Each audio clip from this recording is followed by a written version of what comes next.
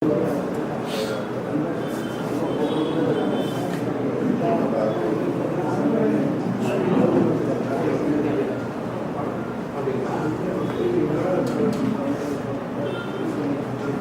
வணக்கம். வானவராயர் ஃபவுண்டேஷன் நடத்தும் தொடர் மாதாந்திர சொற்பொழிவுக்கு வருகின்ற அனைவரையும் அன்புடன் வருக வருகை நான் வரவேற்கிறேன். இந்த சொற்பொழிவு நம்முடைய ஃபவுண்டேஷனுடைய 61வது சொற்பொழிவாக அமைகிறது. இந்த சொற்பொழிவின் தலைப்பு அண்ணன்மார்சாமி கதை என்ற தலைப்பில் மதிப்பிற்குரிய பேராசிரியர் முனைவர் கிருஷ்ணசாமி அவர்களை அன்புடன் அழைத்ததன் அடிப்படையில் அவர் இந்த கூட்டத்தில் பேசுவதற்கு சம்மதம் தெரிவிக்கிறார். நம்மளுடைய இதுவரை நடந்த தலைப்புகளிலே பெரும்பகுதி ஒரு காப்பியம் ஒரு இண்டிவிஜுவல் தலைப்பில் எதுவுமே நான் இதுவரைக்கும் பண்ணலை. ஏன்னா எல்லாமே கொங்கு நாட்டில் நடந்த நாட்டுப்புற கலை, நாட்டுப்புற இசை, நாட்டுப்புற பழக்க வழக்கம் இதை மாதிரியான எடுத்துக்கிட்டோம். இந்த தலைப்பு கொங்கு நாட்டில் குறிப்பாக கொங்கு நாட்டு மக்களுடைய கலாச்சார பின்னணியை வலியுறுத்தும் ஒரு மகாபெரும் ஒரு நாட்டுப்புற பாடலாகவே பாடப்பட்டு கொங்கு மண்ணுக்கு உள்ள ஒரு நாகரிக சின்னமாகவே விளங்குகிறது. அதனால் இந்த தலைப்பை ஒரு தனித்தலைப்பாக கொடுத்து பேச வேண்டும் என்பது எங்கள் ஃபவுண்டேஷனுடைய ஆசை. அந்த அடிப்படையில் பேசுவதற்கு நான் அழைப்பது என்பது ஒரு குழப்பம். முதலில் ஏற்கனவே இந்த அண்ணன்மார்சாமி கதையை பற்றி முத்துக்குமாரசாமி பேராசிரியர் ஆய்வு பண்ணியிருக்கிறார். அவருடைய கூட்டத்தொடரில் பல முறை நானும் கேட்டிருக்கிறேன். நன்கு ராகத்தோடு பேசக்கூடியவர். தற்போது அவருக்கு கொஞ்சம் வயது மூப்பின் அடிப்படையில் கொஞ்சம் வருவது சந்தேகமான ஒரு சூழ்நிலை இருந்தது. அதனால் அவரை விட்டுவிட்டு அடுத்த தலைப்பு யாரை என்று அழைப்பது என்று ஒரு யோசனை. அதற்கு நான் ஏற்கனவே கடந்த ஒரு 15 ஆண்டுகளுக்கு முன்னாடி இருக்குன்னு நினைக்கிறேன். அண்ணன்மார்சாமி கொங்கு நாட்டு வரலாறு அண்ணன்மார்சாமி கதைன்னு சொல்லி ஒரு புக்கு படித்திருக்கிறேன். கிருஷ்ணசாமி சாருடைய புக்கை. எனக்கு அந்த புக்கு ஞாபகம் வந்தது. எனக்கு அந்த புக்கினுடைய அந்த வரலாற்று நோக்கு ரொம்ப அருமையான நோக்காக இருந்தது. அந்த அடிப்படையிலேயே நாங்கள் கொங்கு கலைக்களஞ்சியம் தயாரிப்பு பண்ணும்போது இந்த தலைப்பை யாருக்கு கொடுப்பது என்று சிற்பி என்னிடம் கேட்டார். நான் அவர்கிட்ட அந்த புக்கை எடுத்துகிட்டு போய் சொல்கிறேன், சார் இந்த மாதிரி இந்த தலைப்பை ஒரு நன்றாக பண்ணியிருக்கிறார், நம்ம அவரை காட்டிலையும் சாப்பிட்டு வாங்கவே நல்லா இருக்கும் அப்படின்னு சொன்னாங்க. உடனே அவர் சொன்னார், அவருடைய ஸ்டூடெண்ட் என்று சொன்னார். எனக்கு அதை பற்றி தெரியல. இது ஓப்பனாக சொல்றதுக்கு என்ன, அவர் ஸ்டூடெண்ட்டு அவன் கொஞ்சம் முன்பு கேட்டான்னு உடனே படாமல் ஏதாவது பேசிடுவான், நீயே பேசு அப்படின்ட்டாரு. அந்த மாதிரி ஒரு நல்லா ஒரு ஃபீல்டு ஒர்க் பண்ண போடுவான், கொஞ்சம் கோபம் அதிகமாக இருப்பான். அதனால் நீ கேட்டு நைஸாக கேட்டு வாங்கிடு அப்படின்னு சொல்லி சாருக்கு ஞாபகம் இருக்கோ இல்லையோ, நான் பலமுறை முயற்சி அந்த கட்டுரை கொங்கு கலைஞர் முதல் தொகுதியில் அருமையாக கட்டுரையாக அந்த கட்டுரை நிறைய சார் பார்த்தாரோ பார்க்கவே தெரியல எனக்கு. நாங்கள் போட்டிருக்கோம்.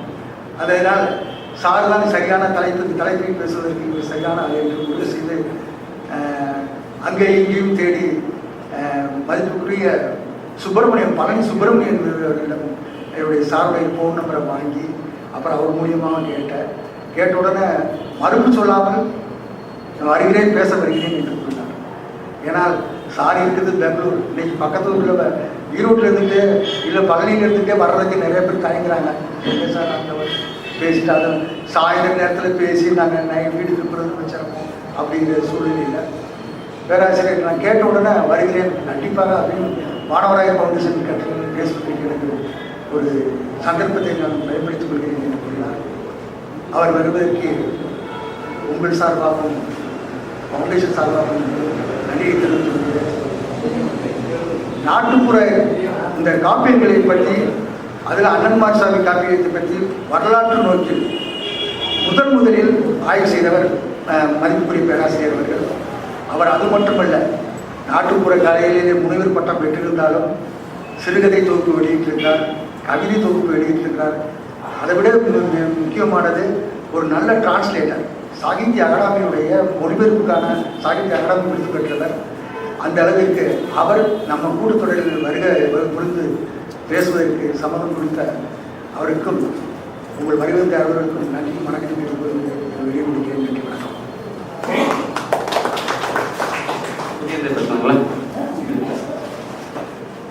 விரிவான அறிமுகத்திற்கு மிகவும் நன்றி ஜெகதீசன் அவர்களே. முதல் எழுத்துப்பிழை இருக்கிறது. வானவராயர் இருக்க வேண்டும், அது தன்னகரமாக இருக்க வேண்டும், ரன்னகரமாக இருக்கிறது. அது எந்த அளவுக்கு நான் தமிழகத்திலிருந்து விலகி இருக்கிறேன் என்று இதன் மூலம் நீங்கள் புரிந்து கொள்ளலாம். தமிழகத்திலிருந்து விலகி இருப்பது என்பது அரசியல் பொருளாதார சூழல்களில் மட்டுமல்லாது பண்பாட்டு சூழலுக்கும் விரிகிறது என்று வருகிற போது அது மிகவும் துரதிர்ஷ்டவசமானது. ஜெகதீசன் அவர்கள் சொன்னார்கள், அவர் கேட்டுக்கொண்ட உடனே நான் ஒத்துக்கொண்டு விட்டேன் என்று. அதற்கு காரணம் இருக்கிறது. ஏனென்றால் நான் உயர்கல்வித்துறையிலே ஆசிரியராக பல ஆண்டுகள் பணியாற்றினேன். கல்லூரியிலும் பல்கலைக்கழகத்திலும் ஆசிரியர் பணியை தவிர வேறு பணிகளையும் மாற்ற வேண்டும் என்று சொன்னதனால் ஐக்யூஏசி பொறுப்பில் இருந்த பொழுது வானவராயரை பற்றி நான் நிறைய கேள்விப்பட்டிருந்தேன். வானவராயர் கொண்டிருக்கக்கூடிய எம்ஜிஎம் கல்லூரியிலிருந்தும் பேராசிரியர்கள் எங்கள் கிறிஸ்து பல்கலைக்கழகத்திற்கு கருத்தரங்கில் பங்கேற்று வருவார்கள். பிறகு எங்களை பற்றி அறிந்த பிறகு எங்களை கல்லூரிக்கு வர வேண்டும் என்று அழைத்தார்கள். ஒரு முறை வானவராயருடைய அழைப்பின் பேரில் நான் சென்றிருந்தேன். ஜனநாயக நாட்டிலே பிறந்து ஜனநாயகத்தினுடைய எல்லா கூத்துக்களையும் அறிந்த பிறகு ஒரு முடியாட்சி இருந்தால் எவ்வாறு இருக்கும், மன்னன் உயர்த்திய மலர்தலை உலகம் என்று சொல்லக்கூடிய மாதிரி மிகப்பெரிய பேரரசாக இல்லாவிட்டாலும் ஒரு ஜமீன்தாரராக இருந்து அந்த மரபை இன்னும் கட்டி காத்து வருகின்ற இந்த வானவராயர் நிறுவனத்தோடு அவர் பெயரிலே இருக்கக்கூடிய, அவர்கள் வம்சத்தின் பெயரில் இருக்கக்கூடிய ஒரு அறக்கட்டளை இத்தகைய ஒரு மேன்மையான பணியை செய்து கொண்டிருக்கிறது என்கிற காரணத்தினால் எந்த மறுப்பும் சொன்னாலும் நான் அதை ஏற்றுக்கொண்டேன். அண்ணன்மார் கதை என்பது கொங்கு நாட்டிலே குறைந்தது 500 ஆண்டுகளாக பாடப்பட்டு வருகிற ஒரு காவியம். இந்த காவியம் என்று சொல்லப்படுவதற்குண்டான எல்லா தகுதிகளையும் பெற்றிருக்கிறது. சிறு வயதிலிருந்தே நாங்கள் இந்த கதையோடு ஒட்டி உறவாடி வந்திருக்கின்றோம். என்னவென்று அறியாமலே உறவாடி வந்திருக்கின்றோம். இந்த கதையோடு எங்களுக்கு பக்தியும் பரவசமும் புரிந்து கொள்ள முடியாத புதிரான சில அம்சங்களோடு பரிச்சயமும் இருந்தன.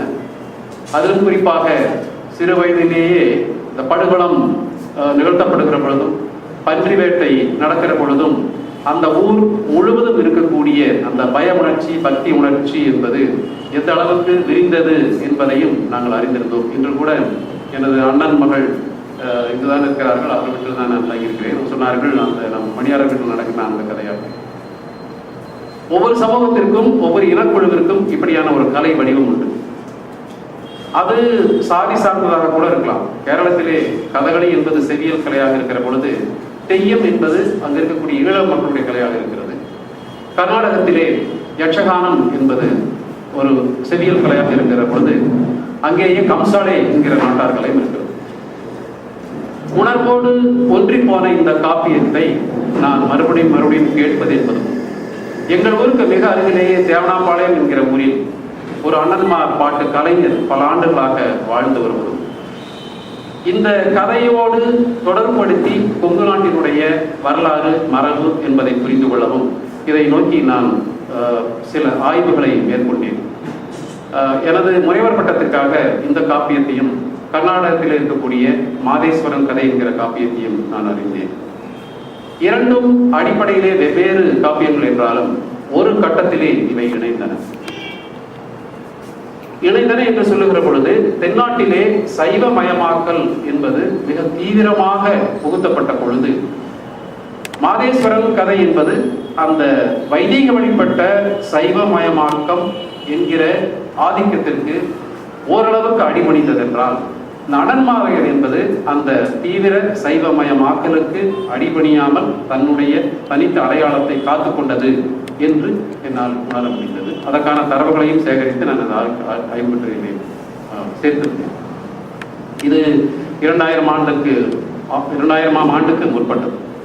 பிறகு இந்த கதையை பதிவு செய்தவர்கள் என்று பார்க்கிற பொழுது பிரெண்டா பெக் என்கிற கனடா நாட்டை சேர்ந்த மானுடவியல் கலாச்சார மானுடவியல் அறிஞர் இதை பற்றி மிக ஆழமாக ஆய்வு செய்திருக்கிறார். 1965ஆம் ஆண்டிலே அவர் ஒரு மானுடவியல் ஆய்வாளராக 24ஆம் வயதிலே தமிழ்நாட்டிற்கு வந்த பொழுது, காங்கேயம் அருகில் உள்ள ஓலப்பாளையம் என்கிற ஊரில் அவர் தங்கியிருந்த பொழுது, தனது ஆய்வை முடித்துக் கொண்டு இரவு நேரத்தில் ஓய்வெடுத்துக் கொண்டிருந்த பொழுது, மின்சாரம் இல்லாத அந்த கிராமத்தில் மக்கள் பொழுதுபோக்குக்காக இந்த கதையை கேட்டுக் கொண்டிருந்தார்கள் என்பதை அவர் அறிந்து, அந்த கதையை கேட்டு அதில் ஆழ்ந்து இப்பொழுது கடந்த 50 ஆண்டுகளுக்கு மேலாக இந்த அண்ணன்மார் கதையை பற்றி ஆய்வு செய்கிறார். என்னுடைய இந்த பேச்சிலே நான் சில பகுதிகளை அமைத்திருக்கிறேன். முதலில் அண்ணன்மார் கதை என்றால் என்ன என்று நான் பாடகர்களை கொண்டு பதிவு செய்த அந்த பதிவில் இருந்து அந்த கதையை நான் தொகுத்து கொடுக்க முயற்சிக்கிறேன். பிறகு இந்த நாட்டார் காப்பியம் என்பது ஒரு வாய்மொழி மரபு. வாய்மொழி மரபு என்பது மனிதனுடைய வரலாற்றிலே எந்த அளவுக்கு முக்கியத்துவம் வைத்தது. இப்பொழுதும் வாய்மொழி மரபு என்பது பல இனக்குழுக்களினுடைய ஒரே பண்பாட்டு ஆதாரமாக இருக்கிறது என்பதை அறிய முயற்சிக்கிறேன். பிறகு இந்த நாட்டார் வழக்காட்சியல் என்பது வாய்மொழி மரபிலே எந்த அளவுக்கு ஆழமாக வேரூன்றி இருக்கிறது என்பதை பார்த்து, இந்த நாட்டார் காப்பியம் என்பது எந்த கால சூழ்நிலையிலே தோன்றியது உலக அளவிலே என்று பார்த்து, பிறகு தமிழ்நாட்டு வரலாற்றோடு இந்த காப்பியத்தை இணைக்க முயற்சி செய்திருக்கிறேன். தமிழ்நாட்டு வரலாறு என்கிற பொழுது குறிப்பாக கொங்கு நாட்டு வரலாற்றோடு இதை இணைக்க முயற்சி செய்திருக்கிறேன். பிறகு இந்த காப்பியத்தை பற்றி ஆய்ந்தவர்கள், எதிரெதிர் நிலை கொண்டவர்கள் என்று 2 பேரை, குறிப்பாக பரணன் என்பவரையும் மோகை கருப்பையா என்பவரையும் பற்றி குறிப்பிட்டிருக்கிறேன். இறுதியாக இந்த காப்பியம் எனக்கு என்ன சொல்லுகிறது, எனக்கு என்று சொல்லுகிற பொழுது எந்த அடையாளமும் இல்லாமல், எனக்கு பின்புலமாக எந்த அடையாளமும் இல்லாமல், நான் ஒரு மனிதனாக விஸ்வமானவன் என்று சொல்லக்கூடிய அகில உலக இந்த பிரபஞ்சத்தினுடைய மனிதனாக எனக்கு இந்த காப்பியம் என்ன உணர்த்தி இருக்கிறது என்று பார்க்க முயற்சி செய்திருக்கிறேன். இந்த காப்பியத்தை பற்றி பல இடங்களிலே நான் பேசியிருக்கிறேன். அப்பொழுது இல்லாத ஒரு பதற்றமும் கூச்சமும் ஒரு பயமும் எனக்கு இருக்கிறது. ஏனென்றால் இங்கே நான் எதை பற்றி சொன்னாலும் மாட்டிக்கொள்ளக்கூடிய அபாயம் இருக்கிறது. குறிப்பாக வெளிநாட்டிலே இதை பற்றி பேசினால், எதை பற்றி கேட்டாலும் நாம் சொல்லிவிடலாம். இங்கிருந்து வந்த ஒருவர் அந்த கூட்டத்தில் இருந்து கொண்டு கேள்விகளை கேட்டால் ஒழிய எனக்கு தப்பித்துக் கொள்வதற்கான வாய்ப்புகள் நிறைய இருக்கின்றன. இது ஆங்கிலேயர் ஆட்சி காலத்திலே தடை செய்யப்பட்டது என்றும், சாதி வேற்றுமைகளை பாராட்டுகிறது என்றும், தெலுங்கு கலாச்சாரத்தை வலியுறுத்தி வலிந்து பூத்துகிறது என்றும் கூட சொல்கிறார். இதை போல 2 இனங்களுக்கிடையே, 2 சாதிகளுக்கிடையே நடக்கக்கூடிய போராட்டம், பெண்களுக்கு எதிரான ஒரு காப்பியம், தாழ்த்தப்பட்ட மக்களை மேலும் அவமானப்படுத்தக்கூடிய ஒரு காப்பியம் என்றெல்லாம். ஆனால் ஆய்வாளன் என்கிற முறையிலே தான் இந்த பேச்சை நான் தருவதற்கு விரும்புகிறேன். இந்த பகுதியை சேர்ந்தவன் என்றோ அல்லது அந்த கதையில் முழுக்க உணர்வோடு ஈடுபாடு கொண்டவன் என்று சொல்லுவதை விட, ஒரு ஆய்வாளன் என்கிற முறையிலே சமன் செய்து சீர்தூக்கும் போல் எவ்வளவு சமன் செய்து சீர்தூக்க முடியுமோ அவ்வளவு சீர்தூக்க முயற்சிக்கிறேன். எனவே நீங்கள் எவ்வளவுதான் என்னை தூண்டிவிட்டாலும் நான் கோபப்பட மாட்டேன். உங்களது கோபத்தை நீங்கள் வேறு வகையிலே வெளிப்படுத்திக் கொள்ளலாம். இந்த முன்னுரையோடு நான் பதிவு செய்த 2013ஆம் ஆண்டு பூளவாடி பொன்னுசாமி, தேவனம்பாளையம் மயில்சாமி, திரு உடுமலை கோபால் என்கிற 3 பாடல்களை பெங்களூருக்கே வரவழைத்து அவர்களை கிட்டத்தட்ட ஒரு 2-3 வாரங்கள் தங்க வைத்து ஒரு 24 மணி நேரம் வரக்கூடிய மாதிரி ஒரு ஸ்டுடியோவிலே நான் அதை பதிவு செய்தேன். அதற்கு பிறகு அவர்களை தனித்தனியாக அவர் ஊருக்கே சென்று அவர்களை பேட்டி கண்டேன். இதன் மூலமாக இந்த வாய்மொழி மரபு என்பது எவ்வளவு உறுதியானது, பலமானது, நாம் இப்பொழுது அறிந்திருக்கக்கூடிய எழுத்து மரபு என்பது எந்த அளவுக்கு நம்பகத்தன்மை இல்லாதது என்பதை எல்லாம் அறிந்தேன். இப்பொழுது மயில்சாமியினுடைய பேட்டியிலிருந்து சில நிமிடங்கள் அந்த பேட்டியை நாம் பார்த்த பிறகு அதிலிருந்து நாம் நமது பேச்சை தொடரலாம். இது 2-3 ஆண்டுகளுக்கு முன்பு எடுக்கப்பட்டது. தேவனாம்பாளையம் மயில்சாமி தாழ்த்தப்பட்ட வகுப்பை சார்ந்தவர். அவர் கிராமத்தில் நிறைய பலர் வெளியே சென்றார். இது வேற பாட்டுக்காரர்களை விட மயில்சாமியோட கதை இந்த அளவுல வேறுபடுது. சரி, அந்த பட்டினோம்பியோட தொடர்புத்துறது எப்படி தங்காள் 6 கன்னிமாரோட சேர்ந்து 7வது கன்னிமார ஆகிட்டா, பொன்னர் சங்கர் எப்படி நாங்க மானிட பிறவிகளாக மாண்டு முடிஞ்சதுக்கு அப்புறம் நீ வந்து அப்படி இருக்கக்கூடாது அப்படிங்கிறதுக்காக வேண்டி ஆமாம் 7 கன்னிமார்ல ஒதுக்கிய போன கதை தான் இந்த கதை. 7 கன்னிக்கு இளைய கன்னி 7 காலாடன் வயது குழந்தை அப்படிங்கிறது அப்படி 8ஆவதா? ஆமாங்க. அந்த கன்னிமாருடைய வாழ்க்கை சர்த்தாரத்துல இல்ல. 6 கன்னி தான் முதல் இருக்கிறாங்க. இது 7ஆவது. நம்மளது 7ஆவது. அந்த காலாடன் உள்ள வந்து 7ஆவது கன்னி இளைய கன்னி நம்ம குழந்தை. இப்ப இந்த அளவு இல்லாம வேற ஏதாவது கட்டங்கள் ஏதாவது உங்க கதை மாறுபடுதா? இப்போ மாறுபடுறதுக்குங்க நம்ம அண்ணாமார் 5 தலைமுறை கதையை படிக்கிறோம். ஆலத்தா கவுண்டர், கோலத்தா கவுண்டர், கோடை கவுண்டர், உன்னுடைய கவுண்டர், பொன்னர் சங்கர். ஆனா வேற யாரும் இந்த 5 தலைமுறை சொல்றதில்லை. கோலத்தா கவுண்டர், பவளத்தா கவனிச்சு நெல்லி வளநாட்டுல இந்த நாளோடைய அவங்க கதையவே முடிச்சுக்கிறாங்க. அப்புறம் அந்த தங்கா அண்ணனை தேடி போற போது இந்த நாட்டில் ஒப்பேரி வச்சுட்டு இருக்கிற மாதிரி ஜனங்களை கவர்ச்சி படிக்கிறதுக்கு தேவையில்லாத சொல்லுகள் எடுத்துக்கிறாங்க. இது நான் சொன்னா இவன் தான் கதை தெரிஞ்சுட்டாங்க அப்படிங்கிறது ஒரு மனக்குழப்பம் வரும்னு சொல்லிங்க. நாங்க அப்படின்னு இல்லைங்க. அந்த தங்கா பெறப்படுறதுல இருந்து என்ன நடந்தது அதுதான் பாடுறாங்க. என்ன நடந்தது, அதாவது தங்கா வந்து அண்ணனுக்கு அண்ணனார் அடையாளம் கொடுத்துட்டு போறாங்க. அந்த காலத்துல தகவல் தொடர்போ எந்த வேலையும் இல்லாம உங்களுக்கு ஆபத்துன்னா நான் எப்படி கண்டுக்க முடியும்? நான் இது வரைக்கும் கண்டகனா பொய் இல்ல. சரி, நம்ம வழியில கணக்கு கண்டது அப்படியே பலிக்கும்ங்கிறது நம்ம நடத்தில பார்த்திருக்கிறோம். அப்ப நான் இந்த மாதிரி கணக்கு கண்டிருக்கிறேன். இது பலிக்காம இருக்கிறது கண்டிப்பா பலிக்கும். அப்படி பலிச்சா நமக்கு என்ன, நான் எப்படி கண்டுக்கிறது, உங்களை எப்படி நான் பார்க்க முடியும் அப்படின்னு கேட்கறதுனால இந்த அடையாளம் கொடுக்குறாங்க. அதனால அந்த இடத்துல இந்த அடையாளம் இந்த மாதிரி அடையாளம் கொடுத்தாங்க. தங்கா இந்த மாதிரி கேட்டதுனால இந்த அடையாளம் இப்படி இருக்குதம்மா அப்படின்னு இந்த இடத்துல செல்லாண்டியம்மன் கோயில்ல ஆனப்பத்தி சைனம் குதிரப்பத்தி சைனம் கேட்கறது இந்த ஆத்த பார்த்துருக்கிறோம். மயில்சாமியை போன்ற ஆயிரக்கணக்கான அண்ணன்மார் பாட்டுக்காரர்கள் கொங்கு நாட்டிலே வாழ்ந்து போயிருக்கிறார்கள். அவர்கள் ஒவ்வொருவருக்கும் ஒவ்வொரு வடிவமாக அண்ணன்மார் கதை விளங்கியிருக்கிறது. 1965ஆம் ஆண்டு ஓலப்பாளையத்திலே பிரண்டாப் பதிவு செய்தது. 1992ஆம் ஆண்டு 2 வடிவங்களாக வந்தன. அந்த புத்தகங்களை கருத்துப்பட வடிவிலே இப்பொழுது NIA கல்வி நிறுவனங்கள் வெளியிட்டிருக்கிறார்கள். 1965க்கு பிறகு நான் பதிவு செய்வது 2013, 35, 13, 48, கிட்டத்தட்ட 50 ஆண்டுகள். இந்த 50 ஆண்டுகளிலே இந்த கதை பெரிதாக எந்த மாற்றமும் அடையவில்லை. எந்த மாற்றமும் அடையவில்லை. இப்பொழுது உங்கள் மனதிலே ஒரு கேள்வி நிச்சயமாக தோன்றும். கருணாநிதி எழுதிய பொன்னர் சங்க கதை அவ்வாறு இருக்கிறதா என்று. அது ஒரு விபத்து. அதை பற்றி நாம் பிறகு பேசலாம். இங்கு நான் சொல்ல வருவது, வாய்மொழி மரபாக வரக்கூடிய இந்த காப்பியம் கொங்கு மண்டலத்தின் பல்வேறு பாடல்களால் பாடப்பட்டாலும் அவர்களுக்கு எந்த விதமான எழுத்து பிரதியும் இல்லை என்றாலும் அவர்கள் கதையில் எந்த விதமான மிக மிகச் சிறிய மாற்றங்களையே செய்திருக்கிறார்களே ஒழிய கதையில் எந்த விதமான மாற்றத்தையும் ஏற்படுத்தவில்லை. இது வாய்மொழி மரபினுடைய மிக மிக முக்கியமான அம்சம். இப்போ முதலில் அண்ணன்மார் கதை என்று சொன்ன உடனே இங்கு பாட்டு பாடுவார்கள் கேட்கலாம் என்ற எண்ணத்தோடு வந்திருப்பவர்கள், அல்லது இந்த கதையில் இருந்து நமக்கு நம்முடைய வாழ்க்கையோடு தொடர்புடைய பிரச்சனைகளை தீர்ப்பதற்கு ஏதாவது வழி இருக்கிறதா என்று பார்ப்பதற்கும் வந்திருக்கலாம். அப்படிப்பட்டவர்களுக்கு நான் என்னுடைய வருத்தத்தை தெரிவித்துக் கொள்கிறேன். இது நான் பாடுவதற்கு எனக்கு மிகவும் ஆசை, ஆனால் பாட முடியாது. ஆனால் அனைத்து பதிவுகளையும் கொண்டு வந்திருக்கிறேன். அந்தந்த இடத்திற்கே சென்று இந்த கலைஞரை பாட வைத்து அந்த ஒளிப்படத்தையும் கொண்டு வந்திருக்கிறேன். பார்க்கலாம், நமக்கு நேரம் கிடைக்கிற பொழுது ஜெகதீசன் அவர்கள் அதை அனுமதிக்கிறோம். இப்பொழுது அண்ணன்மார்சாமி கதை பூளவாடி பொன்னுசாமி, தேவனாப்பாளையம் மயில்சாமி, உடுமலை கோபால் என்ற 3 பேரை கொண்டு பாடப்பட்டதிலிருந்து எடுக்கப்பட்டது. இது சொந்தமாக எனக்கு எதுவும் கிடையாது. பூலோகத்திலே 5 தலை நாகம் பிள்ளைப்பரம் வேண்டுகிறது. தேவலோகத்திலே சிவனும் பார்வதியும் யோசிக்கிறார்கள். சிவனுக்கு அங்கே தேவலோகத்திலே பணிகள் மிக அதிகமாக இருப்பதால் பார்வதி நீயே செல் என்று சொல்லுகிறார். நீ போ, அங்கு வீரமலை காட்டிலே மாண்டபடி அண்ணன்மாரை தேடி ஒரு பெண் வருவாள். அவளுடைய கண்ணீர் பட்டு உன்னுடைய தவம் கலையும், அப்பொழுது நீ வரலாம்.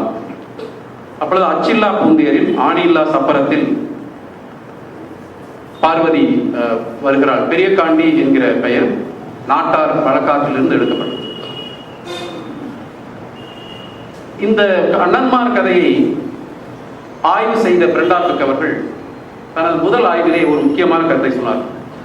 இது மத்திய கால தமிழகத்திலே கைவினைஞர்களுக்கும் நில உடைமையாளர்களுக்கும் இடையிலே நடந்த ஒரு போராட்டத்தினுடைய விளைவு. ஏனென்றால் காப்பியத்தின் பல இடங்களில் நில உடைமையாளர்களுக்கும் கைவினைஞர்களுக்கும் இடையே போட்டிகள் நடைபெறுகின்றன. அந்த பெரும்பாலான போட்டிகளிலே ஆதிக்க சக்திகள் இந்த கைவினைஞர்களை ஒடுக்குகின்றன, அவர்களை கீழ்த்தரமாக நடத்துகின்றன என்பது. அதற்கு உதாரணமாக சொல்லக்கூடிய விதத்திலே பெரிய காண்டி தனது மண்கரகத்தை எடுத்துக்கொண்டு அந்த மண்கரகத்தை பெறுவதற்காக ஒரு மண்பாண்டம் செய்பவரிடத்தில் செல்லுகிறார். அங்கே செல்லுகிற பொழுது அந்த மண்பாண்டம் செய்பவர் கொடுக்க முடியாது என்று சொல்லுகிறார். பிறகு சாபமிடுகிறார். இந்த மாதிரியான சாப நிகழ்ச்சிகள் பல முறை காப்பியத்திலே வருகின்றன. பெரிய காண்டியம்மன் மண்கரகத்தை ஏந்தி வருகிற பொழுது அந்த மதுக்கரையிலே ஆட்சி புரிந்து கொண்டிருக்கிற செல்லாண்டியம்மன் பொன் கரகத்தை வைத்துக் கொண்டிருக்கிறார். நான் ஆட்சி செய்யக்கூடிய இடத்திலே நீ எவ்வாறு வரலாம் என்று செல்லாண்டியம்மன் கேட்கிற பொழுது பெரிய காண்டியம்மன், நான் தவம் செய்வதற்காக வீரமலைக்காடு நோக்கி போகிறேன், என்னை தடுக்காதே, எனது உரிமை இல்லாமல் நீங்க நுழைய முடியாது என்று சொல்லப்படுது. நாம் பார்த்து விடுவோம், இந்த காவிரி கரையிலே காட்டாராக ஓடி வருகிற காவிரி ஆற்றிலே 2 கரகங்களை விடலாம், யாருடைய கரகம் எதிர்நீச்சல் போட்டு வருகிறதோ அவர்கள் வென்றவர்களாக கருதப்படுவார்கள் என்று எதிர்பார்த்தபடியே பெரிய காண்டியம்மனுடைய மண்கரகம் ஆற்றை நீந்தி கொண்டு வருகிறது. செல்லாண்டியம்மன் ஒத்துக்கொள்கிறார். இதில் உள்ள உள்ளர்த்தத்தை புரிந்து கொள்ள அதிக அவகாசம் எடுத்துக்கொள்ள வேண்டியது. பெரிய காண்டியம்மன் வைதிக மதத்தை சார்ந்தவர் என்றும், செல்லாண்டியம்மன் ஒரு தனித்த பண்பாட்டை சேர்ந்த சிறு தெய்வம் என்றும், சிறு தெய்வம் என்கிற பெயரை பொதுவாக நான் ஏற்றுக்கொள்வதில்லை, தனித்த தெய்வம் என்று ஏற்றுக்கொள்வேன். அந்த தனித்த தெய்வமாக இருக்கின்ற செல்லாண்டியம்மனுக்கு இருக்கக்கூடிய அங்கீகாரமும், அந்த தனித்த கடவுளை உட்கொண்டு வருகிற பெரும் கலாச்சாரத்தை சார்ந்த, முதன்மை கலாச்சாரத்தை சார்ந்த, பெரும்பாலும் வைதிக பண்பாட்டை சேர்ந்த ஒரு தெய்வம் இணைந்து போகிற, கொண்டும் கொடுத்தும் வாழ்கிற ஒரு பண்பாட்டு பிரதிபலிப்பாக அது இருக்கிறது என்று எடுத்துக்கொள்ளும். பிறகு 7 கன்னிமார்களோடு கருப்பராயின் துணையோடு ஆனைவழி சிங்கம் எல்லாம் அடிபணிந்து தாளாட்டும், நாகம் குடைபிடிக்கும் நல்லபாம்பு தாளாட்டும், சிங்கம் குடைபிடிக்கும் சிறுகுடியும் தாளாட்டும் என்று சொல்லி அவள் அங்கே வீரமலை காட்டுக்கு தவம் செய்ய போகிறார் பெரிய காண்டியம்மன். பிறகு கதை ஆரம்பமாகிறது. வார்த்தை சொல்லா பெருங்குடியார், வார்த்தை சொல்லா பெருங்குடியார் என்பது சொன்ன சொல்லை காப்பாற்றுவர் என்ற பொருள். இந்த சொல்லிலும் சில குறிப்புகளை எடுத்துக்கொள்ளலாம். வார்த்தை சொல்லா பெருங்குடி என்பது கொங்கு வேளாளரிலே ஒரு பிரிவை குறிக்கிறது. அந்த பிரிவிலே வரக்கூடிய மக்கள் பொய் சொல்லாதவர்கள், வரகதென்னா பெருங்குடி என்ற ஒரு பிரிவும் அதில் இருக்கிறது. இந்த கலைஞர்கள் நிகழ்ச்சியை நடத்தக்கூடியது பெரும்பாலும் அந்த ஊரிலே இருக்கக்கூடிய ஊர்கவுண்டர் அல்லது நாட்டாமை என்று சொல்லக்கூடியவர்களிடத்திலே, பெரும்பாலும் இந்த குறிப்பிட்ட பெருங்குடி கூட்டம், மணியன் கூட்டம் என்று சொல்லக்கூடிய விதத்தில் பெரும்பான்மையாக இருக்கக்கூடிய இடங்களை நடத்துவார்கள். அப்பொழுதுதான் அவர்கள் பார்க்க வருவார்கள். எனவே அவர்களுடைய குலத்தை, இனத்தை மேன்மைப்படுத்துவதற்காக இவ்வாறு வார்த்தை சொல்லா பெருங்குடியார் வம்சம் என்று அவர்களை சிறப்பித்து சொல்கிற மாதிரி. கோலாத்தா கவுண்டருக்கு குன்னுடையான் பிறக்கிறார். பிள்ளை மரம் வேண்டி வெள்ளாங்குளம் வெட்டுகிறார். பிறகு குன்னுடையான் பிறக்கிறார். குன்னுடையான் நெல்லிவள நாட்டிலே பிறக்கிற பொழுது கோடை வெப்பம் தணிய சிவனும் மாயவரும், மாயவர் என்பது நாட்டார் வழக்கு, விஷ்ணு என்று சொல்லப்படுவதில்லை, மாயவர் என்றுதான் குறிப்பிடப்படுகிறார். அவர்கள் இருவரும் கோடை வெப்பத்திலே குளித்துக் கொண்டிருந்த பொழுது சிவனை மயக்க மாயவர் மோகினி உட்கொண்டார். சிவன் மோகினியை மோகித்து பிறந்தவள் தான் தாமரை. இது இயற்கை இகழ்ந்த ஒரு பிறப்பாக சொல்லப்படுகிறது. பல நாட்டார் காப்பியங்களிலும், உலக அளவில் இருக்கக்கூடிய பல நாட்டார் காப்பியங்களிலும் இத்தகைய இயற்கை இகழ்ந்த செய்திகள் சொல்லப்படுகின்றன. அண்ணன்மார் கூட இப்படி பிறந்திருக்கிறார்கள். காப்பியத்திலே சாபமும் சாப விமோசனமும் என்பது ஒரு குறிப்பிடத்தக்க ஒரு மோட்டிவாக வந்து கொண்டிருக்கிறது. தாமரை சிறுமியாக இருந்த பொழுது சிவன் மாறுபடத்தில் வந்து பிச்சை கேட்டார். தாமரை விளையாட்டுத்தனமாக பிச்சை பாத்திரத்தில் மண்ணை எடுத்து போட்டதால் 3 தலைமுறைகளுக்கு உனக்கு பிள்ளை பாக்கியம் கிடையாது என்று சாபமிட்டார். தனது பெற்றோர்கள் மறைந்த பிறகு குன்றுடையான் பங்காளிகளுடைய சொல்லை பொறுக்க முடியாமல் ஓடி போகிறார். அவர் ஓடி போகிற அல்லது தத்தளிக்கிற ஒவ்வொரு கட்டத்திலும் மாயவர் என்கிற விஷ்ணு அவருக்கு உதவிக்கு வருகிறார். இவருடைய தலைமுறையில் மட்டுமல்லாமல் பல தலைமுறைகளுக்கு மாயவர் தனது உதவியை அவ்வப்பொழுது செய்கிறார். அவர்கள் குன்னுடையாக்கவுடன் ஒரு செட்டியார் வீட்டில் வேலைக்கு சேர அங்கே செல்வம் கொழிக்கிறது. பிறகு மாயவருடைய யோசனைப்படி, மாயவர் என்பது பல வடிவங்களை எடுப்பார். தாசையின் என்பது அதிலே ஒரு வடிவம். தாசையன் என்பது கிராமத்திலே துறவியாக இருப்பவர்கள் நல்ல குடும்பத்தை சார்ந்தவர்களாக இருந்தாலும் துறவியாக மாறிவிடலாம் என்று முடிவு செய்து ஒரு கோயிலிலே தங்கி பிறகு அந்த ஊரிலேயே அன்னதானம் பெற்று வாழ்பவர்கள். அவர்களுக்கு ஒரு பூசாரிக்கு கிடைக்கக்கூடிய மரியாதையும் அவர்களை ஆன்மீக குருவாக ஏற்றுக்கொள்ளக்கூடிய மரபு இருந்தது. நான் சிறுவயதாக இருந்த பொழுது அந்த தாசர் என்கிற ஒருவரை பார்த்திருக்கிறேன். அப்போ நீ அங்கேயே போய் பெண் கேட்கலாம் என்று பிச்சைக்காரன் வடிவத்திலே போன பொழுது அவனுக்கு உன்னுடையானுக்கு பிச்சை போட வந்தவர்கள், பிச்சைக்கு வரலயத்தை பிழைவரிசை போட வந்தேன், கம்புக்கு வரலயத்தை கணவனாக வந்தேனத்தை. சக்தி கனல் வெளியிட்ட அனன்மார்சாமி கதை என்கிற புத்தகத்தை படித்தவர்கள் இந்த வரியை அறிந்திருப்பார்கள். சக்தி கனல் புத்தகம் 1971 வந்தது. அங்கே ஏட்டு வடிவத்திலே இருந்ததை அவர் புத்தகமாக கொண்டு வந்தார், உள்ள பெரிய என்பவர் உதவியுடன். இந்த ஏட்டு வடிவத்திலே இருக்கக்கூடிய கதைக்கும் கலைஞர்கள் நிகழ்த்துகிற கலைக்கும் இடையே பெரிய வேறுபாடுகள் இருக்கின்றன. சக்தி கனல் அந்த ஏட்டிலே இருந்ததை புத்தகமாக கொண்டு வந்த பொழுது அதில் சில இடைச்செருகல்களும் இருந்தன என்று பிரண்டாபிக் அவர்கள் கூறினார்கள். நான் ஒரு பேட்டியில் சக்தி கனலிடம் அதை பற்றி கேட்ட பொழுது அவரும் இதை ஒத்துக்கொண்டார்கள். இலக்கிய நயம் கருதி அந்த பகுதிகளை சேர்த்ததாக சொன்னார். ஆனால் நாட்டுப்புற காப்பியம் என்பது அவ்வப்பொழுது பிறக்கிறது. அது ஒரு வளர காப்பியம், செவியல் காப்பியத்தை போல இல்லாமல் நாட்டார் காப்பியம் என்பது ஒவ்வொரு தலைமுறையிலும் பிறக்கிறது. எந்த கலைஞன் அந்த கலை வடிவத்தை காப்பியத்தை நிகழ்த்துகிறானோ அந்த கலைஞனுடைய படைப்பு ஆற்றலையும் உட்கொண்டு அவன் வாழ்கிற சமூகத்தினுடைய எதிர்பார்ப்புகளையும் நம்பிக்கைகளையும் உட்கொண்டு இந்த காப்பியம் மீண்டும் மீண்டும் பிறக்கிறது. நான் அப்படித்தான் இந்த நாட்டார் காப்பியங்களை பார்க்கிறேன். இதைத்தான் ஆர்கானிக் எபிக் என்று உலக அளவிலே இந்த நாட்டார் காப்பிய ஆய்வாளர்கள் சொல்கிறார். பிறகு தாமரை பொன்னுடையானை மணந்து கொள்கிறார், பெற்றோர் சொல்லை மீறி மணந்து கொள்கிறார். தாமரைக்கும் குன்றுடையானுக்கும் தனி குடித்தனம் போகிற பொழுது அவர்கள் தனி குடித்தனம் போகிற பொழுது ஒண்டிராட்டையும் முறிந்து போன விஷப்போலும் ஒரு கும்பு போன மாடும் சீதனமாக கொடுக்கிறார்கள். பிறகு அவர்கள் வாழ்க்கையை நடத்துகிறார்கள். மக்கள் இல்லாதாருக்கு மரத்தேர், பிள்ளை இல்லாதாருக்கு பெரிய தேர் என்று அவர்களுக்கு பிள்ளை இல்லாத குறையை போக்க பெரிய காண்டியம்மனுக்கு அவர்கள் செல்லாண்டியம்மனுக்கு அவர்கள் தேர் இழுக்க வேண்டும் என்று சொன்னதனால் அவர்கள் தேர் இழுக்கிறார்கள். பங்காளிகள் சூழ்ச்சியினால் தேர் தடைபடுகிறது. மாயவர்களை காப்பாற்றுகிறார். குன்றுடையானை சரியான சமயத்திலே காப்பாற்றுவதற்காக மாயவர் செல்லாண்டியம்மனை அறைகிறார். இது செவியல் காப்பியத்திலே நீங்கள் சாதாரணமாக பார்க்க முடியாது. எழுத்து வடிவத்தில் கூட இது இருக்காது. இது நாட்டார் கலைஞர்கள் தங்களது வடிவத்தை கொடுக்கிற பொழுதுதான் கடவுள் எவ்வாறு மனிதமயமாக்கப்படுகிறார் என்பது நாட்டார் காப்பியத்திலே குறிப்பிட்டு சொல்லப்படக்கூடிய ஒரு விஷயம் என்னவென்றால், கடவுளர் மனிதமயமாக்கப்படுவதும் மனிதர்கள் கடவுள் மயமாக்கப்படுவதுமான அந்த சுழற்சி இப்பொழுது நடந்து கொண்டிருக்கிறது. அதை குறிப்பிடுவதற்காகத்தான் இந்த பகுதியை நான் சேர்த்தேன். பிறகு தாமரை காசி செல்ல முடிவு செய்கிறார் குழந்தை வரத்திற்காக. சகோதரர் வீட்டுக்கு போகிற, அங்கே மரியாதை இல்லை. ஒரு பெண் சகோதரர் வீட்டுக்கு போகும் பொழுது என் எதிர்பார்ப்புடன் போகிறாள்.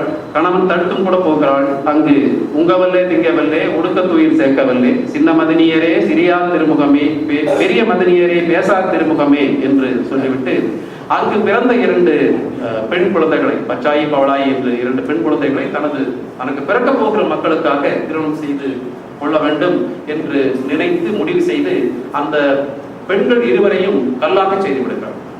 அவர்கள் கல்லாக இருந்தால்தான் அவர்களுக்கு அவர்கள் மூப்படைய மாட்டார்கள். தனக்கு பிறக்கிற 2 ஆண் குழந்தைகளுக்கும் அவர்களை திருமணம் செய்விக்கலாம் என்கிற முடிவு. தாமரையோடு எதிர்பார்த்த மாதிரியே எல்லா நாட்டார் காப்பியங்களும் இருக்கிற மாதிரி குழந்தை வரம் இல்லாதவர்கள் எந்த அளவுக்கு வேலைப்படுவார்கள் என்று சொல்லுவது. திளைக்கையால் போகும் பொழுது எல்லா ஜீவராசிகளும் தங்களுக்கு வரம் வாங்கி கொண்டு செல்கிறார்கள். அப்பொழுது சேற்றிலே உழந்து கொண்டிருக்கின்ற ஒரு பன்றி தனக்கும் வரம் வாங்கி சொல்லுகிறது. பன்றி போ என்று தாமரை அதை உதைத்து தள்ளுகிறாள். தாமரை இப்படி ஒரு ஜீவராசியை உதைத்தது என்பது ஒரு பாவச் செயலாக மாறுகிறது. என்னை நீ உதைத்து விட்டாய் அல்லவா, எனக்கு ஒரு மகன் பிறக்கிற பொழுது அந்த கொம்பன் உன் பிள்ளைகளை கொள்வான் என்று அந்த பன்றி கொம்பன் சாபம் எடுக்கிறது. இங்கே இந்த காப்பியத்திலே ஒவ்வொரு வரிக்கு பின்னாலும், ஒவ்வொரு சொல்லுக்கு பின்னாலும், ஒவ்வொரு நிகழ்ச்சிக்கு பின்னாலும் பல உண்மைகள் பொதிந்திருக்கின்றன. கொங்கு வேளாளர்கள் என்பவர்கள் காடழித்து நாடாக்கியவர்கள். கொங்கு வேளாளர்கள் கொங்கு மண்டலத்திற்கு வருவதற்கு முன்பாகவே வேட்டுவர்கள் இந்த பூமியை ஆண்டு கொண்டிருந்தார்கள். எனவே வேட்டுவர்களுக்கும் வேளாளர்களுக்கும் இடையிலே மோதல் ஏற்பட்டது.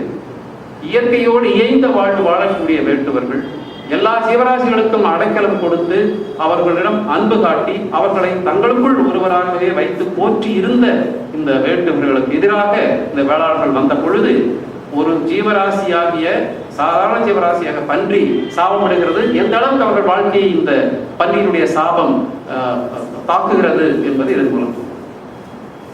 இந்த பன்றியை போலவே ஒரு மூலி நாயும் வருகிறது. அந்த அதிர்ச்சி அடைந்து வெளியே வருகிற தாமரைக்கு இந்த ஒரு நாய், வெளியே படுத்துக் கொண்டிருந்த நாய் ஆறுதல் சொல்லுகிறது. நீ கவலைப்படாதே, அந்த கொம்பனுக்கு ஒரு மகன் பிறந்தாலும் அவன் எப்படிப்பட்டவனாக இருந்தாலும் அவனை கொல்லக்கூடிய சக்தி எனக்கு இருக்கிறது, மூலி நாயை எனக்கு இருக்கிறது, காதில்லாத மூலி நாய் எனக்கு இருக்கிறது, கவலைப்படாதே என்று சொல்ல கைலாயம் செல்லுகிற வழியிலே குன்றுடையான் களைப்படைகிறான். தாமரையினுடைய கற்ப வலிமையினால் கணவனை கல்லாக செய்து விடுகிறாள். அங்கேயும் உத்தமியானால் உருண்டைக்கல்லா ஆக வேணும், பத்தினியானால் பாறக்கல்லா ஆக வேணும் என்று சொல்ல உன்னுடைய கவனம் தாமரை திரும்பி வருகிற வரை கல்லாக இருக்கிற சூழல் ஏற்படுகிறது. கைலாயத்திலே சிவனை பல தடைகளுக்கு பிறகு, நீண்ட பயணத்திற்கு பிறகு கைலாயத்திலே சிவபெருமானை சந்தித்த தாமரைக்கு சிவபெருமான் வரம் தருகிறாள். மனையாள ஒரு பெண்ணும் மண்ணாள இரு ஆணும். இப்படி சொல்லுகிற பொழுது இந்தியாவினுடைய பெரும் காப்பியங்களான மகாபாரதனுடைய தாக்கம் இந்த நாட்டுப்புற காப்பியத்திலும் இருக்கிறது என்று சொல்லுகிறதற்காக தருமரை பொன்னராகவும், அர்ஜுனனே சங்கராகவும், சாம்புதனே பீமனாகவும், அத்தைவிளை மைத்துனரை நல்ல சகதேவனாகவும் ஆக்கினார்கள் என்று இந்த பாடல் சொல்கிறார்கள். ஆனால் நான் அறிந்த வரையிலே அண்ணன்மார் காப்பியத்தில் செவ்வியல் காப்பியத்தினுடைய பாதிப்பு மிக மிக குறைவாக இருக்கிறது. போதிர போக்கிலே சொல்லுவதற்காக மட்டுமே அதை சொல்லியிருக்கிறார்கள் என்று எடுத்துக்கொள்ளலாம். 2 ஆணும் ஒரு பெண்ணும், வயது 16, பாலிபம் 90 என்கிற அந்த உறுதி மொழியின் அடிப்படையிலே தான் அவர்களுக்கு அந்த குழந்தை வரம் தரப்படுகிறது. பிறகு தாமரை கருவுறுகிறாள். பங்காளிகள் அந்த குழந்தைகளை கொல்ல திட்டமிடுகிறார்கள். அங்கு இருக்கக்கூடிய ஒரு தாதிக்கு பணத்தை கொடுத்து ஆண் குழந்தைகளை கொன்றுவிடு, பெண் குழந்தையை மட்டும் விட்டுவிடு என்று சொல்லுகிறார்கள். ஆனால் அதற்கு முன்பாக செல்லாண்டியம்மனும் மாயவரும் அவ்வப்பொழுது கூடி பேசி செல்லாண்டியம்மன் ஆண் குழந்தைகளை தனது நிலவரைக்கு எடுத்து சென்று வளர்க்க வேண்டும் என்றும் பெண் குழந்தையை அப்படியே விட்டுவிடுவது என்றும் முடிவு செய்தார்கள். அதன்படி தாமரைக்கு முதலில் 2 ஆண் குழந்தைகள் பிறக்கிற பொழுது அந்த தாதியினுடைய கண்ணை கட்டிவிடுகிறார்கள். குழந்தைகள் செல்லாண்டியம்மனுடைய நிலவரைக்கு செல்லுகின்றன. தாமரை பிறக்கிறாள். இந்த 2 ஆண் குழந்தைகள் பிறந்தது தாமரைக்கு தெரியாது. அதற்கு பிறகு கொஞ்சம் முன்னால் அதற்கு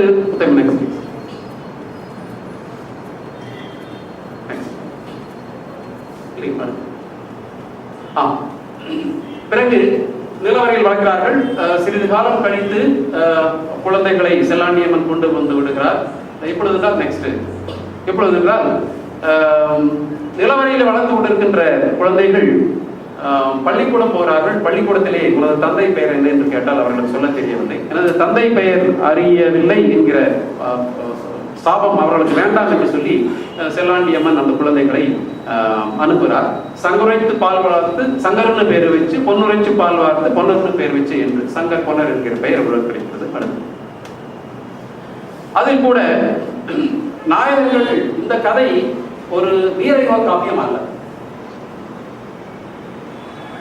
மனித வரலாற்றிலே வீரயுக காப்பியங்கள் என்பவை விரும்பங்கு வைக்கின்றன. வீரயுக காப்பியங்கள் என்பவை கிரேக்க நாகரிகத்திலே, ரோம நாகரிகத்திலே மிக ஆழமாக விவாதிக்கப்பட்டு வருகின்றன. ஆனால் இந்த காப்பியத்தை எந்த வகையிலும் வகைப்படுத்தவே முடியாது. அண்ணன்மார்சாமி கதை பொறுத்தளவிலே இது தனித்த அடையாளத்தை உடையது. அதில் ஒரு அடையாளம் என்பது எந்த நாயகனையும் அது முன்னிறுத்துவதில்லை. நாயகத்தன்மையோடு கூடிய நாயகர்கள் இதில் குறைவு. பட் இருந்த போதிலும் ஒரு கிராமத்தில் நடத்துகிற பொழுது அவர்களுக்கு இந்த நாயகத்தன்மையை சிறியளவாக ஊட்ட வேண்டும் என்பதற்காகத்தான் அவர்களுக்கு ஆட்டுப்பால் வார்த்தால் அறிவு குறையும் என்று, மாட்டுப்பால் வார்த்தால் மதி குறையும் என்று சொல்லி புலிப்பால் ஊட்டப்பட்டு வளர்க்கிறார்கள் பொன்னரும் சங்கரும். பொன்னிவள நாட்டிலே தங்கை அருங்காடி சீராட்டி வளர்க்கிறார். அப்பொழுதுதான் இந்த தாலாட்டை சொல்லி தாமரை புறம்புகிறது ஒன்று. நாட்டுப்புற கலைஞர்கள் எல்லோருக்குமே ஒவ்வொரு தனித்தன்மை இருக்கிறது. அதில் பூளவாடி பொன்னுசாமி குறிப்பிட்ட இந்த வரியை பாடுகிற பொழுதுதான் பூளவாடி பொன்னுசாமியினுடைய தனித்தன்மை விளங்குகிறது. அவருடைய மருமகன் கோபால் இந்த புலம்பல் வகையிலே மிகவும் தேர்ந்தவர். அவருடைய புலம்பலை கேட்பதற்கு மிகவும் எளிமையாக இருக்கும். அப்பொழுது இந்த புலவாடி பொன்னுசாமி பாடுகிற பொழுது, மனையாள நீ வீரந்தாய் என் தங்கமே மண்ணாள நரங்கே என்று பாடுறோம். ஜீவராசிகளோடு எல்லா தாமரையோடு எல்லா ஜீவராசியும் பிள்ளை பாக்கியம் கிடைக்கிறது. வீரமலை சாம்பகன் சோழத்தோட்டி என்பவருடைய மகன், அவருடைய வீரமலை சாம்பகனும் பிறக்கிறான். இந்த சாம்பகனுடைய பெயர் பல்வேறு வடிவங்களில் பல்வேறாக வருகிறது. ஆனால் இந்த சாம்பகனை நடத்தக்கூடிய முறை எல்லா காப்பியங்களிலும் உள்ளது. ஒரு நிலப்பிரபுத்துவ சமுதாயத்திலே தாழ்த்தப்பட்டவர்களை எப்படி நடத்துவார்களோ அப்படித்தான் அவரையும் நடத்துகிறார்கள். இப்படி இருக்கிற பொழுது வேடுவர் நாட்டிலே வீரத்தங்கால் செல்ல பிள்ளையாக 60 அடி கொம்பன் பிறக்கிறார். மூலிநாயின் கணவன். எல்லா பக்கம் செழிப்பாக இருக்கிறது. செழிப்பை பற்றி குறிப்பிடுகிற பொழுது வாழை வடக்கியினும் மாங்கமுறு தெற்கியினும் தென்னை கிழக்கியினும் வியவலம் மேற்கியினும் என்று சொல்லுகிற விவர குறிப்புகள் எல்லாம் வருகின்றன. அவர்கள் பள்ளிக்கூடம் போகிறார்கள். குறிப்பிட்ட நேரம் வந்த பிறகு 16 வயது அடைந்த பிறகு அவர்கள் இங்கே வருகிறார்கள். செல்லாண்டியம்மன் அவர்களுக்கு குதிரையை தருகிறார். காராளன் கல்குதிரையில் ஏறினாலும் குதிரை பறக்கும் என்று செல்லாண்டியம்மன் சொல்படி குதிரையில் ஏறி சுற்றி வந்த சங்கர் மேற்கு பார்த்து அந்த குதிரையை நிறுத்துகிறார். இப்பொழுதும் மதுக்கரை செல்லாண்டியம்மன் கோயிலே அந்த குதிரை என்பது மேற்கு பார்த்து தான் இருக்கிறது. தனக்கு இந்த குதிரை வேண்டும் என்று கேட்ட பொழுது செல்லாண்டியம்மன் மறுத்து, இந்த குதிரை வேண்டாம், உங்களுக்கு என்று குதிரைகளை படைத்து தருகிறேன் என்று ஆலை கண்டால் கனகனைக்கும் அவித்தி மாநிலாகும் செல்லகட்டி பிள்ளனையும் சாரிமர நீலாகும் என்று அண்ணன்மாருக்கு படைத்திருக்கிறார். தாமரையை தேடி இந்த பிள்ளைகள் வருகிற பொழுது அவள் எவ்வாறு அவர்களை அடையாளம் காணுகிறாள், எவ்வாறு அவளது தாயை நிரூபிப்பது என்று வருகிற போது அவர்களை பார்த்த உடனே இடையிலே திரையை கட்டுகிறார்கள். திரையை கட்டி இவர்களை பேச சொல்கிறார்கள், குழந்தைகளை பேச சொல்கிறார்கள். இவர்களது பேச்சை கேட்டவுடனே அவளுக்கு மாற்றிலிருந்து தானாக பால் சுரக்கிறது. எனவே அவளுக்கும் இந்த சகோதரிக்கு இடையில் இருக்கக்கூடிய அந்த பாச பிணப்பையும் அவர்கள் அங்கே நிரூபிக்கிறார்கள். கூட பிறந்தவளை கூட்டுப்பால் உண்டவளை, சேர பிறந்தவளை செல்வப்பால் உண்டவளை, மாசுறந்து வருகிறதம்மா மாநிலத்தில் காராளன் என்பளங்க. நீங்கள் கவனித்தால் இந்த காராளன் என்கிற பெயர் பல இடங்களிலே வரும். தமிழகத்திலே உழவர் என்று சொல்லக்கூடிய இந்த காராளன் என்பது குங்குமணத்தில் மட்டுமல்ல, பல கல்வெட்டுகளிலும் நாட்டுப்புற கலை வடிவங்களிலும் இந்த பெயர் எடுத்தாளப்பட்டிருக்கிறது. வளர்ந்து வாலிபர்களாக பிறகு தங்களது பெற்றோர்கள் கதையை கேட்ட அண்ணன்மார் அவர்களுக்கு அவமானத்தை ஏற்படுத்திய பங்காளிகளை பழிவாங்க துடிக்கிறார்கள். அவர்கள் பெற்றோர்கள் தடுக்கிறார்கள். இருந்தாலும் பொன்னரை விட சங்கருக்கு கோபம் அதிகமாக வருகிறது. இந்த காப்பியத்தில் மனித உணர்வுகளுடைய பல்வேறு வடிவங்களை மிக மிக தீவிரமாக ஆழமாக எடுத்து காட்டக்கூடிய வாய்ப்பை இந்த பாடல்கள் பெற்றிருப்பார்கள். அப்படி காண்பித்தால்தான் அந்த பார்வையாளர்களுடைய கவனத்தை பெற முடியும் என்பதனால் அங்கே புள்ளி எழுந்தாரே நல்ல சென்று எழுந்தாரே ஆங்கார சங்கருந்தான் அண்ணா கோபம் இது தீராத கோபம். ஏன் இந்த கோபம் வருகிறது?